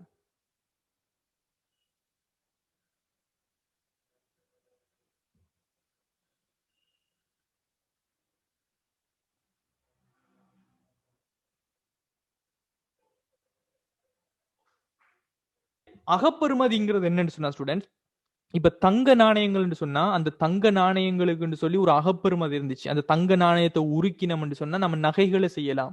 வெள்ளிகளை ஒரிஜினலை உருக்கினோம்னு சொன்னா அந்த வெள்ளிக்குண்டு ஒரு பெருமதி ஒன்று இருந்துச்சு. ஆனா இப்ப உங்கள்கிட்ட இருக்கிற 10 ரூபாய் குத்தி 5 ரூபாய் குத்தி எல்லாம் நீங்க உருக்கினா ஏதாவது விக்கலுமா? எங்கேயாவது கொண்டு போய் அந்த 5 ரூபாய் பெருமதியை விட கூடுதலாக நீங்க விக்கலுமா? இயலாது. காரணம் என்னன்னு சொன்னா அகப்பெறுமதி இல்ல, இன்டர்னல் வெலு ஒன்றுக்கு இல்ல.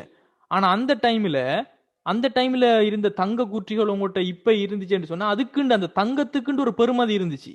அந்த தங்கத்துல பெருமதி அன்றம் 5 ரூபாய் தான். ஆனா இப்ப அதே தங்கம் உங்கள்கிட்ட இருந்துச்சுன்னு சொன்னா அதை உருக்கி நீங்க ஒரு மாலையா செஞ்சீங்கன்னு சொன்னா பல பவுண்ட்ஸ்ல வரும். அதுக்கு விலை கூட. அதுக்குண்டு அகப்பெறுமதி இருந்துச்சு. ஆனா இப்ப இருக்கிற காசுக்கு அகப்பெறுமதி கிடையாது. இப்ப உதாரணத்துக்கு உங்களுக்கு 5000 ரூபாய் தாள் இருக்குது. சரியா ஸ்டூடெண்ட்ஸ்? உங்கள்கிட்ட 5000 ரூபாய் தாள் இருக்குது. அந்த 5000 ரூபாய் தாள் வந்துட்டு கிழிஞ்சிட்டுன்னு வைங்களேன், ஒரு ஒரு பாவிக்க முடியாத அளவுக்கு அது வந்துட்டு கிழிஞ்சிட்டுன்னு சொன்னா நீங்க அதை திரும்ப இன்னொரு கடைக்காரர்கிட்ட கொடுத்தா நீங்க அவர் வாங்கி கொள்வாரா? பரவாயில்லப்பா, தங்கம் தான் இது, தங்கம் மாதிரி இதுன்னு சொல்லி அதுக்கு ஒரு பெருமதியை அவர் எடுப்பாரா? இல்ல. காரணம் என்னன்னு சொன்னா அதுக்கு ஒரு அகப்பெருமதி கிடையாது. சோ முகப்பெருமதி தான் இருக்குது. சரியா ஸ்டூடெண்ட்ஸ்? முகப்பெருமதினா என்ன? காசுல எழுதப்பட்டிருக்குது, ரைட்? இதுக்கு 5000 இதுக்கு பெருமதி. 10 ரூபாண்டா 10 ரூபாங்கிறது இதுக்கு பெருமதி. 50 ரூபாண்டா இதுக்கு 50 ரூபான்னு சொல்லி அந்த பேப்பர் அந்த காசுல தான் எழுதியிருக்கிறதே தவிர அந்த பேப்பருக்குன்னு சொல்லி ஒரு வெலு கிடையாது. Is it understandable guys? இதை நான் முகப்பெருமதின்னு சொல்றேன். ஒவ்வொரு கேஸ்ட முகத்திலையும் அதுல எழுதப்படுறதுதான் இப்ப இருக்கிற பெருமதி. இதைத்தான் நம்ம முகப்பெருமதின்னு சொல்லுவோம். அகப்பெருமதினா தங்கம்டா தங்கத்துக்குன்னு ஒரு பெருமதி இருந்துச்சு, வெள்ளிண்டா வெள்ளிக்குன்னு ஒரு பெருமதி இருந்துச்சு. அது இப்ப இருக்கிற காசுகளுக்கு கிடையாது. Is it understandable?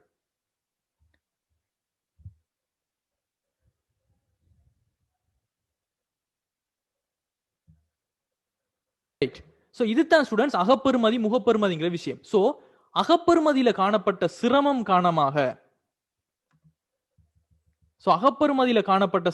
காரணமாக குற்றி நாணயங்கள் தாள் நாணயங்களும் பயன்பாட்டுக்கு உட்படுத்தப்பட்டது. அதாவது ஒரு அகப்பெருமதி இல்லாத தாள் நாணயங்கள் பயன்பாட்டுக்கு வந்தது. இது அரசாங்கம் அதிகாரம் பெற்ற அதிகாரியினால மாத்திரம்தான் வெளியிடப்படணும் ஒரு ரூல்ஸை கொண்டு வந்தாங்க. இதுதான் மத்திய வங்கிங்கிற சிஸ்டம் வாரத்துக்கு காரணமாயிடுச்சு. சோ அகப்பெருமதி இல்லாத தாள் நாணயங்களை கொண்டு வந்தாங்க. அதே போல இந்த தாள் நாணயங்களை அரசாங்கம் மாத்திரம் தான் வெளியிடணும்னு சொல்லி ஒரு சிஸ்டத்தை கொண்டு வராங்க. காரணம்னு சொன்னா எல்லாருமே என்ன செய்யலும், எல்லா பேப்பர்லயும், அதாவது நாணயங்களை அச்சிடக்கூடிய பேப்பர் யார கையிலயுமே பிரிண்ட்டுக்கு கிடைக்க மாட்டுச்சு. ஏன்னா எல்லாருக்குமே அதே மாதிரியான மெட்டீரியல்ல உள்ள பேப்பர் போர்டு உங்களுக்கு கிடைச்சா நீங்க எல்லாருமே காசை பிரிண்ட் பண்ணிட்டு போகலும் தானே. தாள் நாணயங்களும் பயன்பாட்டுக்கு வந்தது. அரசாங்க அதிகாரம் பெற்ற அதிகாரியால தான் இது வெளியிடப்படணும்னு சொல்றாங்க. இப்ப நான் எந்த கொஸ்டின் சொன்னா, எல்லாருமே தாள் குட்டி நாணயங்களை வெளியிட இயலும். ஒரு பேப்பர்ல ஒரு பெருமதியை எழுதி அதே மாதிரியான ஒரு பேப்பர்ல பிரிண்ட் எடுத்தா காசுன்னு சொன்னா ஏற்றுக்கொள்வீங்களா? அந்த அதிகாரம் எல்லார்ட்டையும் இருந்தா பிரச்சனை ஆகுமா இல்லையா? அதுக்கு பேரு கள்ள நோட்டுன்னு நம்ம சொல்லுவோம். கரெக்ட்? சரியா? ரைட். அப்போ அரசாங்கத்தினுடைய கையில தான் இருக்கணும்ங்கிற ஒரு அதிகாரம் உண்டு வரப்போகுது. அதுதான் இப்ப இருக்கிற மத்திய வங்கி சிஸ்டம் எல்லாம் வந்ததுக்கான அடிப்படையாக காணப்படுது. அதே போல ஒவ்வொரு நாணயங்களுக்கும் ஒவ்வொரு நாட்டிலையும் ஒவ்வொரு பேரை வைக்கிறாங்க. சோ ஸ்ரீலங்காவில் ரூபாண்டு நம்ம சொல்றோம், 5000 ரூபாய் 6000 ரூபான்னு சொல்லி நாம செய்யறோம். அதே போல ஐக்கிய ராஜ்யம் பிரிட்டன், அதாவது அங்க வந்துட்டு பவுண்ட்ஸ்ல தான் நம்ம எல்லாத்தையும் சொல்லுவோம். ஐக்கிய அமெரிக்க குடியரசு அமெரிக்காவில் டொலர்னு சொல்லுவோம். யூரோப் கண்ட்ரீஸ்ல எல்லாமே யூரோஸ் வந்துட்டு பாவிப்பாங்க. Is it understandable guys? இப்ப நான் சொன்ன விஷயம் எல்லாருக்கும் புரியுதா? சோ ஒவ்வொரு நாணயங்களும் அவங்களோட நாட்டை பிரதிநிதித்துவப்படுத்துறதுக்காக ஒவ்வொரு பேர்களை கொண்டு அவங்க அழைச்சு கொண்டு வாங்க. சோ இப்படித்தான் ஒரு பணம் வந்துட்டு தாழ்குற்றி நாணயங்களாக அகப்பெருமதியற்ற விஷயங்களாக மாறுது உலோகங்கள்ல இருந்து. அதுக்கு பிறகு அடுத்த கட்டமாக பேங்க்ங்கிற ஒரு சிஸ்டம் உருவாகி வங்கி பணம், அதாவது காசோலைகளை நம்ம பயன்படுத்த ஆரம்பிக்கிறோம். இப்ப நம்ம வங்கி இணக்க கூற்றெல்லாம் நான் படிப்பிச்சிருந்தேன். சோ வங்கி இணக்க கூற்றுகள் எல்லாமே செக்கை நம்ம பயன்படுத்திருப்போம். வங்கி இணக்க கூற்று தயாரிச்சிருப்போம். சமர்ப்பிக்கப்பட்ட காசோலை, சமர்ப்பிக்கப்படாதது, வசூலிக்கப்படாதது நான் சொல்லி தந்திப்பேன். அப்போ காசு எல்லாருக்கும் நினைவிருக்குதா ஸ்டூடெண்ட்ஸ்? எல்லாருமே நினைக்கிறேன் காமர்ஸ் அக்கௌண்ட் செய்யறவங்க நினைக்கிறேன். எல்லாருக்குமே நினைவிருக்குதா காசு கிடைச்சாலும் காசோலை கிடைச்சாலும் நம்ம பெருவனவு காசு புத்தகத்துல பதிவோங்கிறது? ரைட். ஸோ காசு கிடைச்சாலும் காசோலை கிடைச்சாலும் நாம ரெண்டையுமே பெருவனவு காசு புத்தகத்துல பதிவோம். அதே போல காசோலை கொடுத்தாலும் காசு கொடுத்தாலும் நம்ம கொடுப்பனவு காசு புத்தகத்துல பதிவோம்ங்கிறது படிச்சது எல்லாருக்கும் நினைவுக்குதான். காசையும் காசோலையும் நாம ஒன்றாக கருதுறோமா இல்லையா? எல்லாரும் அதுக்கு எக்ரி பண்றீங்களா? ஏன்னு சொன்னா காசோலைங்கிறது ஒரு வகையான காசு. அதால தான் நம்ம பணத்தினுடைய பரிணாம வளர்ச்சியில வங்கி பணங்கள் காசோலைங்கிறதை நம்ம ஒரு பணமாக கருதி படிச்சு கொண்டிருக்கிறோம். சோ செக் வந்து ஒரு நடைமுறைக்கு வருது. செக் வந்தது பிறகு அதுக்கு பிறகு தான் அடுத்த கட்டமாக வருது ஸ்டூடெண்ட்ஸ் வரவட்டைகள், செலவட்டைகள், அடுத்தது இப்ப இருக்கிற ப்ரீபெய்ட் கார்ட்ஸ், அதே போல மொபைல் கேஷ் என்று சொல்லப்படுற விஷயங்கள். இப்ப கரண்ட்ல இருக்கிறது இலத்திரனியல் பண பயன்பாடு.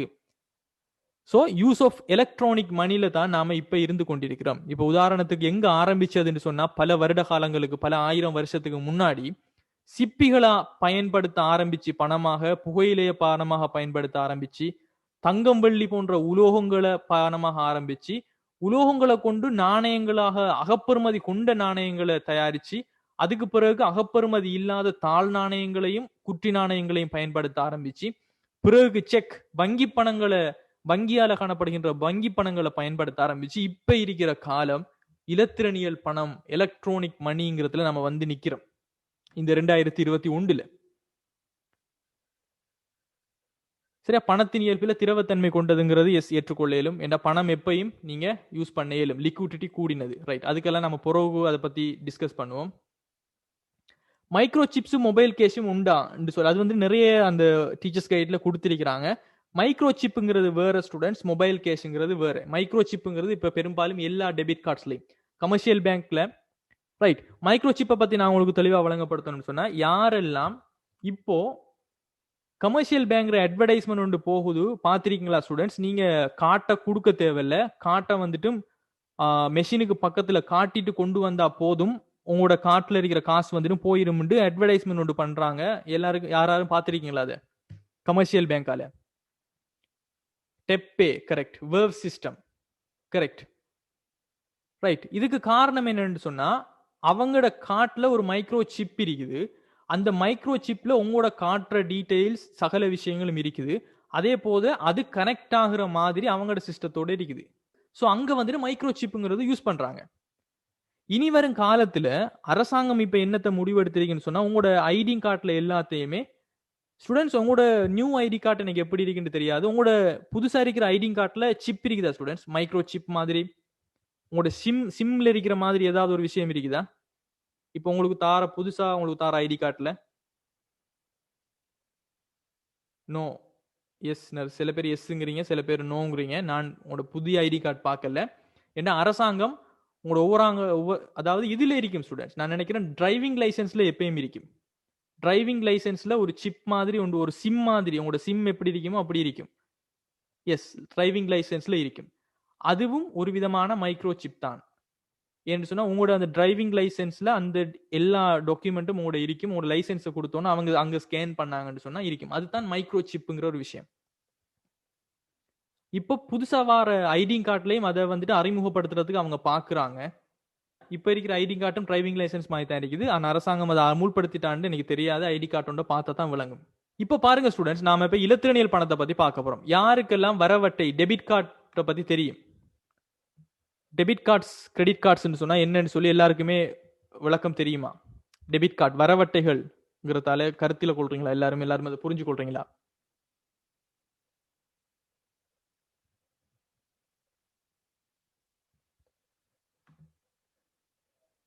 ரைட்.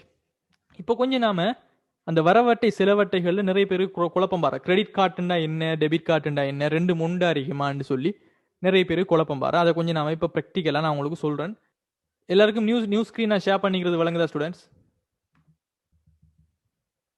Okay, right. இப்ப பாருங்க, கமர்ஷியல் பேங்க் வெப்சைட்ல நம்ம இப்ப இருக்கிறோம். சரியா? கமர்ஷியல் பேங்க் இதுல என்னென்ன கார்டு இருக்குன்னு பாருங்க. இதுல பாருங்க, visa infinite card, Visa signature card, world master card, இது எல்லாமே பிரீமியம் கிரெடிட் கார்ட்ஸுக்குள்ள இருக்குது. சரியா? இவங்களோட கிரெடிட் கார்ட்ஸ்ல இந்த வகையான கிரெடிட் கார்ட்ஸ் எல்லாம் இருக்குது. Visa infinite card, Visa signature card, Union Pay, ஆசியஸ், பிரஸ்டீஜ், வேர்ல்டு மாஸ்டர் கார்டுன்னு சொல்லி நிறைய கார்டு இருக்குது. சரியா? எல்லாமே இது எல்லாமே கிரெடிட் கார்ட்ஸ் தான். அதே போல இப்போ cooperate credit card, platinum cards, இதுல பாருங்க மொபிடெல் டேட்டா பிளஸ் கிரெடிட் கார்டே அவங்க கொண்டு வந்திருக்கிறாங்க புதுசா. For the first time in Sri Lanka, commercial bank introduces data plus credit card exclusive for all Mobitel customers to enjoy 50 MB free data for every 1000 rupees spent. இதெல்லாம் யாரு கேள்விப்பட்டிருக்கீங்க? So இதுதான் உங்களோட அண்டர்ஸ்டாண்டிங் ஆயிக்கணும். சரியா ஸ்டூடெண்ட்ஸ்? எப்படி கொண்டு வராங்க பாருங்க. ஒவ்வொரு மொபிடெல் கஸ்டமரும் அவங்க ஸ்பெண்ட் பண்ற, அவங்க எங்க வேணா அவங்க கொடுக்கலும், அவங்களோட கார்ட் வந்துட்டும் எங்க வேணா கொடுக்கலும், அவங்களோட கார்ட்டை எங்கன்னா கொடுத்து அவங்களுக்கு தேவையான பொருட்களை கொள்வனவு செய்யலும். ஒவ்வொரு 1000 ரூபாய் கொள்வனவு செஞ்சா ஒவ்வொரு நாளைக்கும் 50 MB, ஒவ்வொரு 1000 ரூபாய் கொள்வனவு செஞ்சா 50 MB காணப்படும். இந்த கார்ட்டை யூஸ் பண்ணி அவங்க பர்ச்சேஸ் பண்ணாங்கன்னு சொன்னா, அப்போ எப்படி ப்ரொமோட் பண்றாங்க பாத்தீங்கன்னு சொல்ல அவங்களோட கிரெடிட் கார்ட்ஸை. It's a credit card. மொபிட்டலுக்கு அவங்களுக்கு டேட்டாவும் கிடைக்கும். அவங்க எவ்வளவுக்கு செலவு செய்யறாங்களோ அவ்வளவுக்கு அவங்களுக்கு டேட்டா கிடைக்கும். அப்ப சில பேர் என்ன செய்வாங்க, டேட்டாவை எடுக்கணும், ஒரு 50 MB டேட்டாவை எடுக்கணுங்கிறதுக்காகவே 1000 ரூபாய் செலவு செய்வாங்க. அப்ப எப்படி இவங்களோட மோட்டிவேஷன் இருக்குன்னு பாருங்க. ஸோ இது எல்லாம் இப்ப இருக்கிற ட்ரெண்ட்ஸ், கிரெடிட் கார்ட்ஸ்ல இப்ப பிசினஸ்ல இருக்கிற ட்ரெண்ட்ஸ், இப்படி எல்லாம் செய்யறாங்க. இன்சூரன்ஸ், மோட்டார் பிளஸ் இன்சூரன்ஸ் காசை கட்டுறதுக்காக கிரெடிட் கார்டு இருக்குது. எஸ்எம்இ கிரெடிட் கார்டு சிறிய நடுத்தர அளவு வணிகங்களுக்கு போகுது.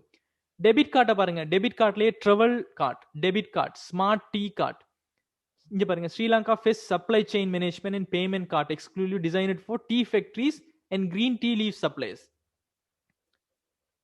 ரைட்? ஸோ நிறைய கார்ட்ஸை கொடுக்குறாங்க. ஸோ இதுகள் தான் உங்களோட கார்ட்ஸ். ஆனா ஒரு விஷயத்த பாத்தீங்களா ஸ்டூடெண்ட்ஸ், எல்லா கார்ட்டுமே ஒரே மாதிரி தான் இருக்குங்கிறத பாத்தீங்களா? அதுதான் உங்களுக்கு பாயிண்ட். டெபிட் கார்டுன்னு சொன்னா வேற மாதிரியோ, இல்ல கிரெடிட் கார்டுன்னு சொன்னா வேற மாதிரி இருக்குதா, இல்ல ரெண்டும் ஒரே மாதிரி இருக்குதா? shall I get an answer?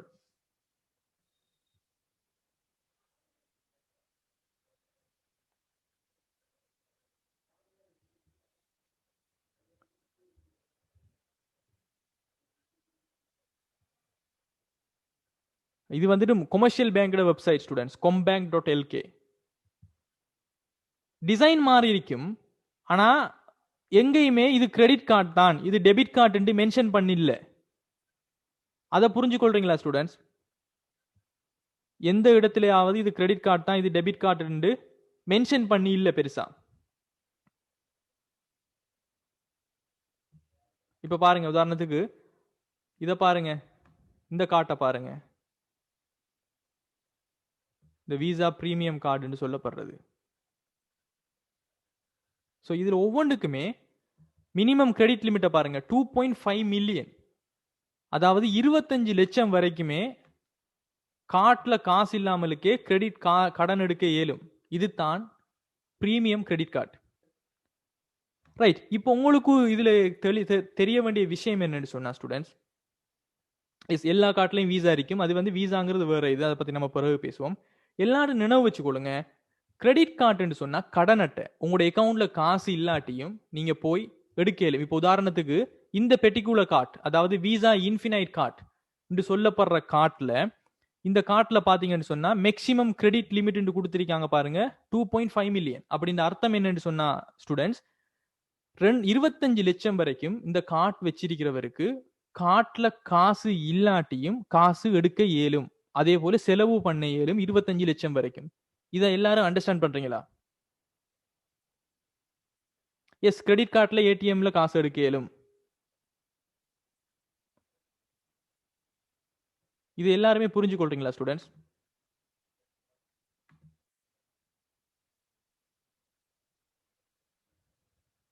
S, minimum credit limit, maximum credit limit, it's okay.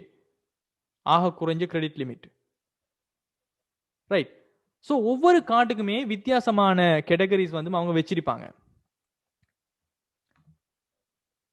So இது இந்த கார்டுக்கு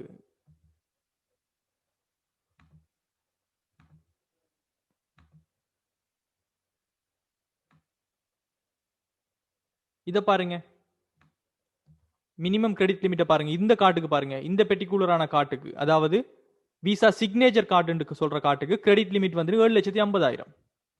ஸோ இந்த கார்டில் 7,50,000 வரைக்கும் நாம கடன்களை எடுத்துக்கொள்ள இயலும். ஏடிஎம் வச்சியும் பர்ச்சேஸ் பண்ண முடியுமா? எஸ், உங்களுக்கு தேவையான பொருளை நீங்க ஏடிஎம் வச்சு அந்த கிரெடிட் கார்டை வச்சு நீங்க பர்ச்சேஸ் பண்ணவும் மேலும், ஆன்லைன்ல டிரான்சாக்ஷன் பண்ண இயலும், அதே போல காசையும் ஏடிஎம்ல இருந்து எடுத்துக்கொள்ளையும் மேலும். அதுதான் கிரெடிட் கார்டு. கிரெடிட் கார்டுக்கும் டெபிட் கார்டுக்கும் உள்ள மிக பிரதான வித்தியாசம், டெபிட் கார்டு வந்து உங்களுடைய அக்கௌண்ட்ல காசு இருந்தா மாத்திரம் தான் உங்களால ஏடிஎம்ல இருந்து காசு எடுக்க இயலும், உங்களால ஃபுட் சிட்டி மற்ற எல்லாருக்கும் பேமெண்ட்ஸ் கொடுக்க இயலும், அதே போல ஆன்லைன் டிரான்சாக்ஷன் செய்ய இயலும். ஆனா கிரெடிட் கார்டை பொறுத்த வரைக்கும் கிரெடிட் கார்டுல காசு இல்லாட்டியும் நீங்க காசு எடுக்க இயலும். Right, okay. இப்ப ரிஸ்கான் கேட்கிற கேள்வி, எல்லாருக்கும் கடன் தருவாங்களா? அங்கதான் இருக்கு ட்விஸ்ட்.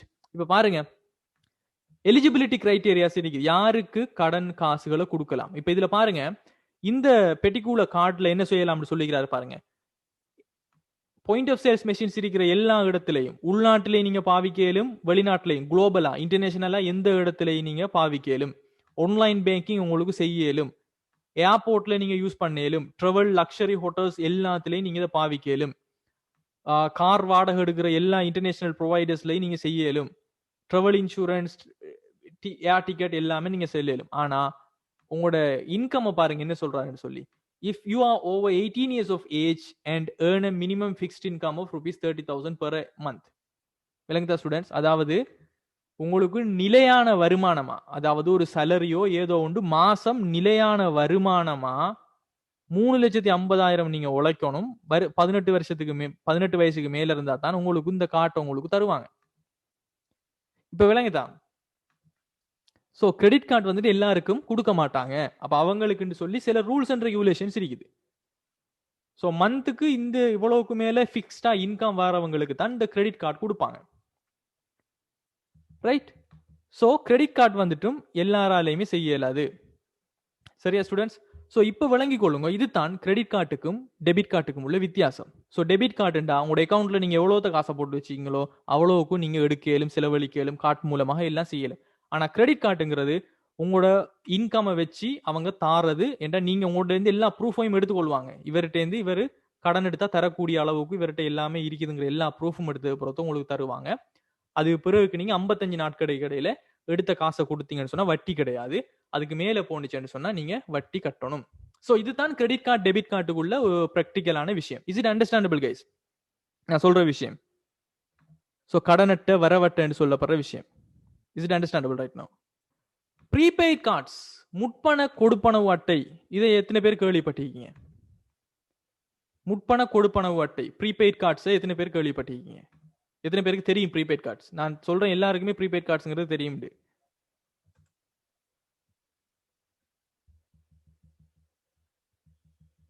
அதாவது ப்ரீபெய்ட் கார்ட்ஸ் சொல்லப்படுறது, நீங்க முன்கூட்டியே காசை கொடுத்து கார்டை எடுத்தீங்கன்னு சொன்னா, நீங்க வாங்குற டயலாக் டேட்டா கார்டு, அதே போல மொபிட்டல் டேட்டா கார்டு, இப்ப வாங்குற ஜூம் பேக்கேஜ் கார்டு, இதுகள் எல்லாமே ப்ரீபெய்ட் கார்ட்ஸ். ப்ரீபெய்ட் அதாவது ப்ரீபெய்டு அர்த்தம் என்னன்னு சொன்னா, முன்கூட்டியே நீங்க காசை கொடுத்து கார்டை வாங்கி கொள்றீங்க.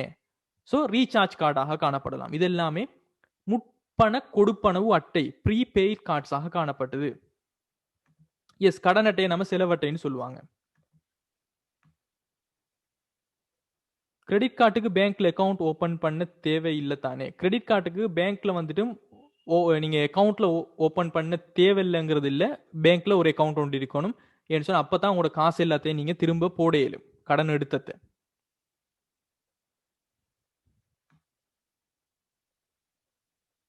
விசா மாஸ்டருங்கிறது அது வந்துட்டு அந்த பேமெண்ட் ப்ரொசஸஸ் சொல்லுவாங்க. நான் அதை பத்தி உங்களுக்கு பிறகு சொல்லித்தரேன் ஸ்டூடெண்ட்ஸ். ஸோ இது நம்மளோட ஃபர்ஸ்ட் யூனிட் தான்.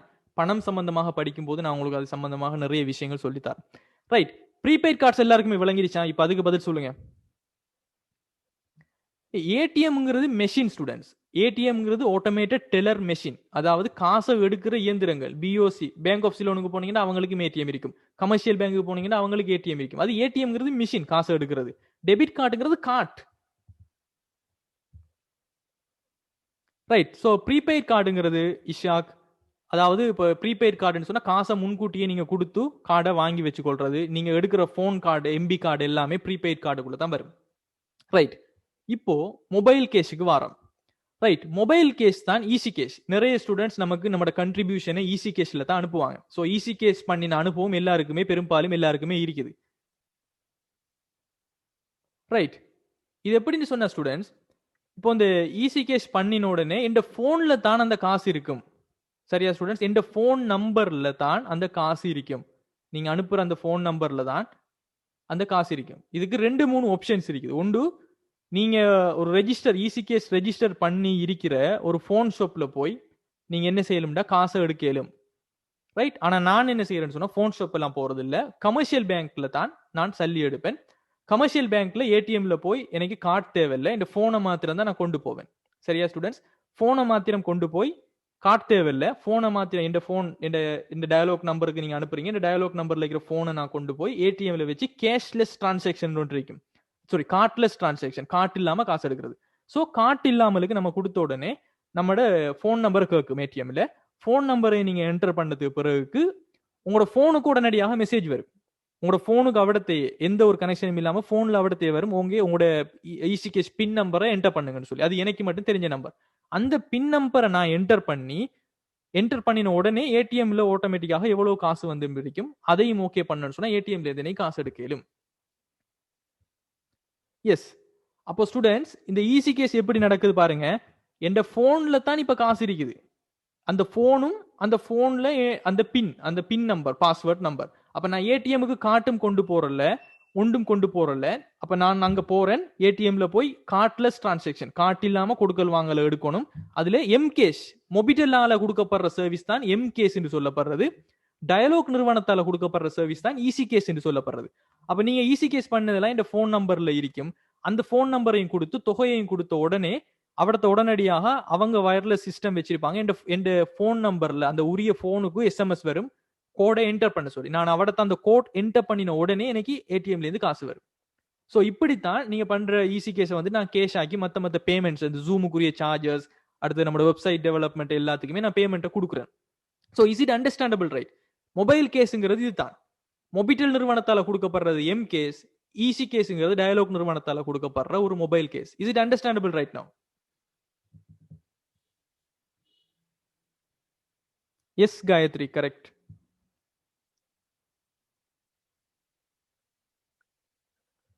எஸ், ஈஸி கேஸுக்கு நீங்க ரெஜிஸ்டர் பண்ணணும் ஸ்டூடெண்ட்ஸ். எஸ், இல்ல எல்லா ஏடிஎம்முக்கும் இப்ப கொடுக்கல ஸ்டூடெண்ட்ஸ். கமர்ஷியல் பேங்க் மாத்திரம் தான் இந்த சர்வீஸை ஏடிஎம்முக்கு கொடுத்திருக்கிறாங்க.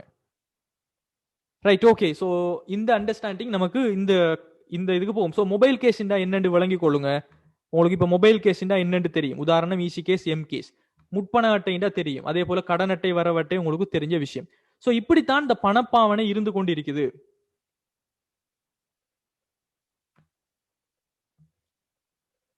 ரைட், பேங்க் ஓவர் டிராஃப்ட் பத்தி நான் சொல்லணும்னு சொன்னா நான் ஏற்கனவே சொல்லியிருக்கிறேன் ஸ்டூடெண்ட்ஸ். பேங்க் ஓவர் டிராஃப்ட்ங்கிறது செக், வங்கி பணங்களுக்கு உங்களோட பேங்க் அக்கவுண்ட்ல, உங்களோட நடைமுறை கணக்கு கரண்ட் அக்கவுண்ட்ல காசு இல்லாட்டியும் உங்களுக்கு செக் கொடுத்தா அந்த செக்கை பேங்கால கொடுப்பாங்க. அதைத்தான் நம்ம வங்கி மேலதிகப்பற்றுன்னு சொல்றோம். சரியா ஸ்டூடெண்ட்ஸ்? ஈஸி கேஸ்ல செய்யறது நல்லமா அல்லது பேங்க்ல செய்யறது நல்லமான்னு கேக்குறீங்க. It depends. ஈஸி கேஸ் வந்து காஸ்ட் கூட. ஒவ்வொரு 5000 ரூபாவை எடுக்கிறேன்னு சொன்னாலும் 100 ரூபாய் காசு அவங்க சர்வீஸ் சார்ஜா எடுப்பாங்க. அதுதான் அவங்களோட இன்கம். ஆனா பேங்க் அக்கவுண்ட் அப்படி கிடையாது. ஹச்சுக்கெல்லாம் ஈஸி கேஸ் இல்ல ஸ்டூடெண்ட்ஸ். டயலாக் நிறுவனம் மாத்திரம் தான் ஈஸி கேஸ் சர்வீஸை கொடுக்குது. உங்களோட டயலாக் சிம் இருந்தா மாத்திரம் தான் உங்களுக்கு இதா கொடுக்குது. அதே போல மத்தது மொபிட்டல் நிறுவனங்கள் உங்களுக்கு இது கொடுக்குது. ஆனா ஈஸி கேஸ், ஏர்டெல், மற்ற நிறுவனங்கள்ல இருந்து நீங்க பண்ணேரும் எல்லாத்தோடையும் அவங்க செஞ்சு வச்சிருக்காங்க ஒப்பந்தங்கள். ஆனா டயலாக் தான் ஒபிஷியலாக ஈஸி கேஷனுடைய ஓனர். இல்ல, 2 பேருக்கும் டயலாக் நம்பர் இருக்கணுங்கிறதெல்லாம் அவசியம் இல்ல ஸ்டூடெண்ட்ஸ். ஈவன் நீங்க ஒரு ஃபுட் சிட்டில போயிட்டு காசை கொடுத்துட்டு ஈஸி கேஸ் பண்ணுங்கனாலே அவங்க பண்ணுவாங்க. ஸோ டயலாக் நம்பர் இருக்கணுங்கிறதெல்லாம் அவசியம் கிடையாது. ஈவன் உங்களோட ஏடிஎம்ல இருக்கிற காசை கூட நீங்க உங்களோட ஈஸி கேஸ் அக்கௌண்ட்டுக்கு மாத்திக்கொள்ள இயலும். ரைட். ஸோ இந்த விஷயங்கள் தான். ஸோ இதுதான் பணத்தினுடைய பரிணாம வளர்ச்சி. ஸோ இப்படித்தான் பணம் வந்துட்டு வளர்ந்து வந்துச்சு. ஸோ பொருட்பயன்பாட்டுல இருந்து உலோக வகை பயன்பாடாக காணப்பட்டு இன்றைக்கு பணம்ங்கிற விஷயம் வந்து நிக்குது. ரைட். இதுக்கு பிறகு இந்த பணத்தினுடைய பரிணாம வளர்ச்சி இது எல்லாம் முடிஞ்சதுக்கு பிறகு ஸ்டூடெண்ட்ஸ் வர்த்தகம், வியாபாரம்ங்கிற விஷயத்தை பத்தி நம்ம பார்ப்போம். ஸோ வர்த்தகம், கொமர்ஸ்ண்டா என்ன, அதே போல வியாபாரம், ட்ரேடுண்டா என்னங்கிற விஷயத்தை பத்தி நம்ம பார்க்கணும். மிச்ச இதை அடுத்த கிளாஸ்ல நம்ம பார்ப்போம் ஸ்டூடெண்ட்ஸ், அடுத்த பிசினஸ் ஸ்டடிஸ் கிளாஸ்ல. ஸோ அதை பார்த்து முடிச்சுட்டு இந்த யூனிட் முடிஞ்சோன்னு இந்த யூனிட்ல பாஸ் பேப்பரை நம்ம குயிக்கா செய்வோம். ஃபுட் சிட்டியில் மாத்திரம் கிடையாது, எந்த ஒரு கம்யூனிகேஷன்லையும் ஈஸி கேஸ் அவங்க பதிஞ்சிருந்தாங்கன்னு சொன்னால் உங்களுக்கு ரீலோட் பண்ணுற மாதிரி ஈஸி கேஸும் பண்ணி தருவாங்க ஸ்டூடெண்ட்ஸ். எப்பயுமே ஸ்டூடெண்ட்ஸ் ப்ராக்டிக்கலாக படிங்க, அது தான் உங்களுக்கு உதவும். சரியா ஸ்டூடெண்ட்ஸ்? நான் இந்த பர்சனல் அட்வைஸாக நான் உங்களுக்கு சொல்கிறேன் ஸ்டூடெண்ட்ஸ். எனக்கு ஏ லெவல் எனக்கு படித்து முடிச்சது பொறுத்தா நான் ஏடிஎம் யூஸ் பண்ணேன். எனக்கு ஏ லெவல் படிக்கும் போதெல்லாம் எனக்கு எப்படி ஏடிஎம்ல காசு எடுக்கணும்னு தெரியாது. அந்த அளவுக்கு தான் அன்றம் படித்து தந்தாங்க, அந்த அளவுக்கு தான் நொலேஜை தந்தாங்க. பட் இனி வரும் காலங்கள் அப்படி நீங்கள் இருக்க இயலாது. நீங்கள் படித்த விஷயத்தை அப்ளை பண்ணணும். நாலேஜுங்கிறது அதுதான். வெறுமனே படித்து புக்ஸில் வச்சு கொண்டிருக்கிறது நாலேஜ் கிடையாது. படிக்கிற விஷயம் விளங்கணும், புரிஞ்ச விஷயத்தை உங்களுக்கு தேவைப்பட்ட போது உங்களால் அப்ளை பண்ணிக்கல. ஏடிஎம் பற்றி படிச்சிங்கன்னு சொன்னால், ஏடிஎம் செஞ்சீங்கன்னு சொன்னால் யூ ஷுட் யூஸ் தட். அதை பற்றி தெரிஞ்சிருக்கணும். சந்தர்ப்பம் வரும்போது உங்களால் அதை பாவிக்க தெரிஞ்சிருக்கணும். அதுதான் நாலேஜுங்கிற விஷயம். Right. So thank you guys. see you in the next class. So அடுத்த கிளாஸில் நம்ம சந்திப்போம்.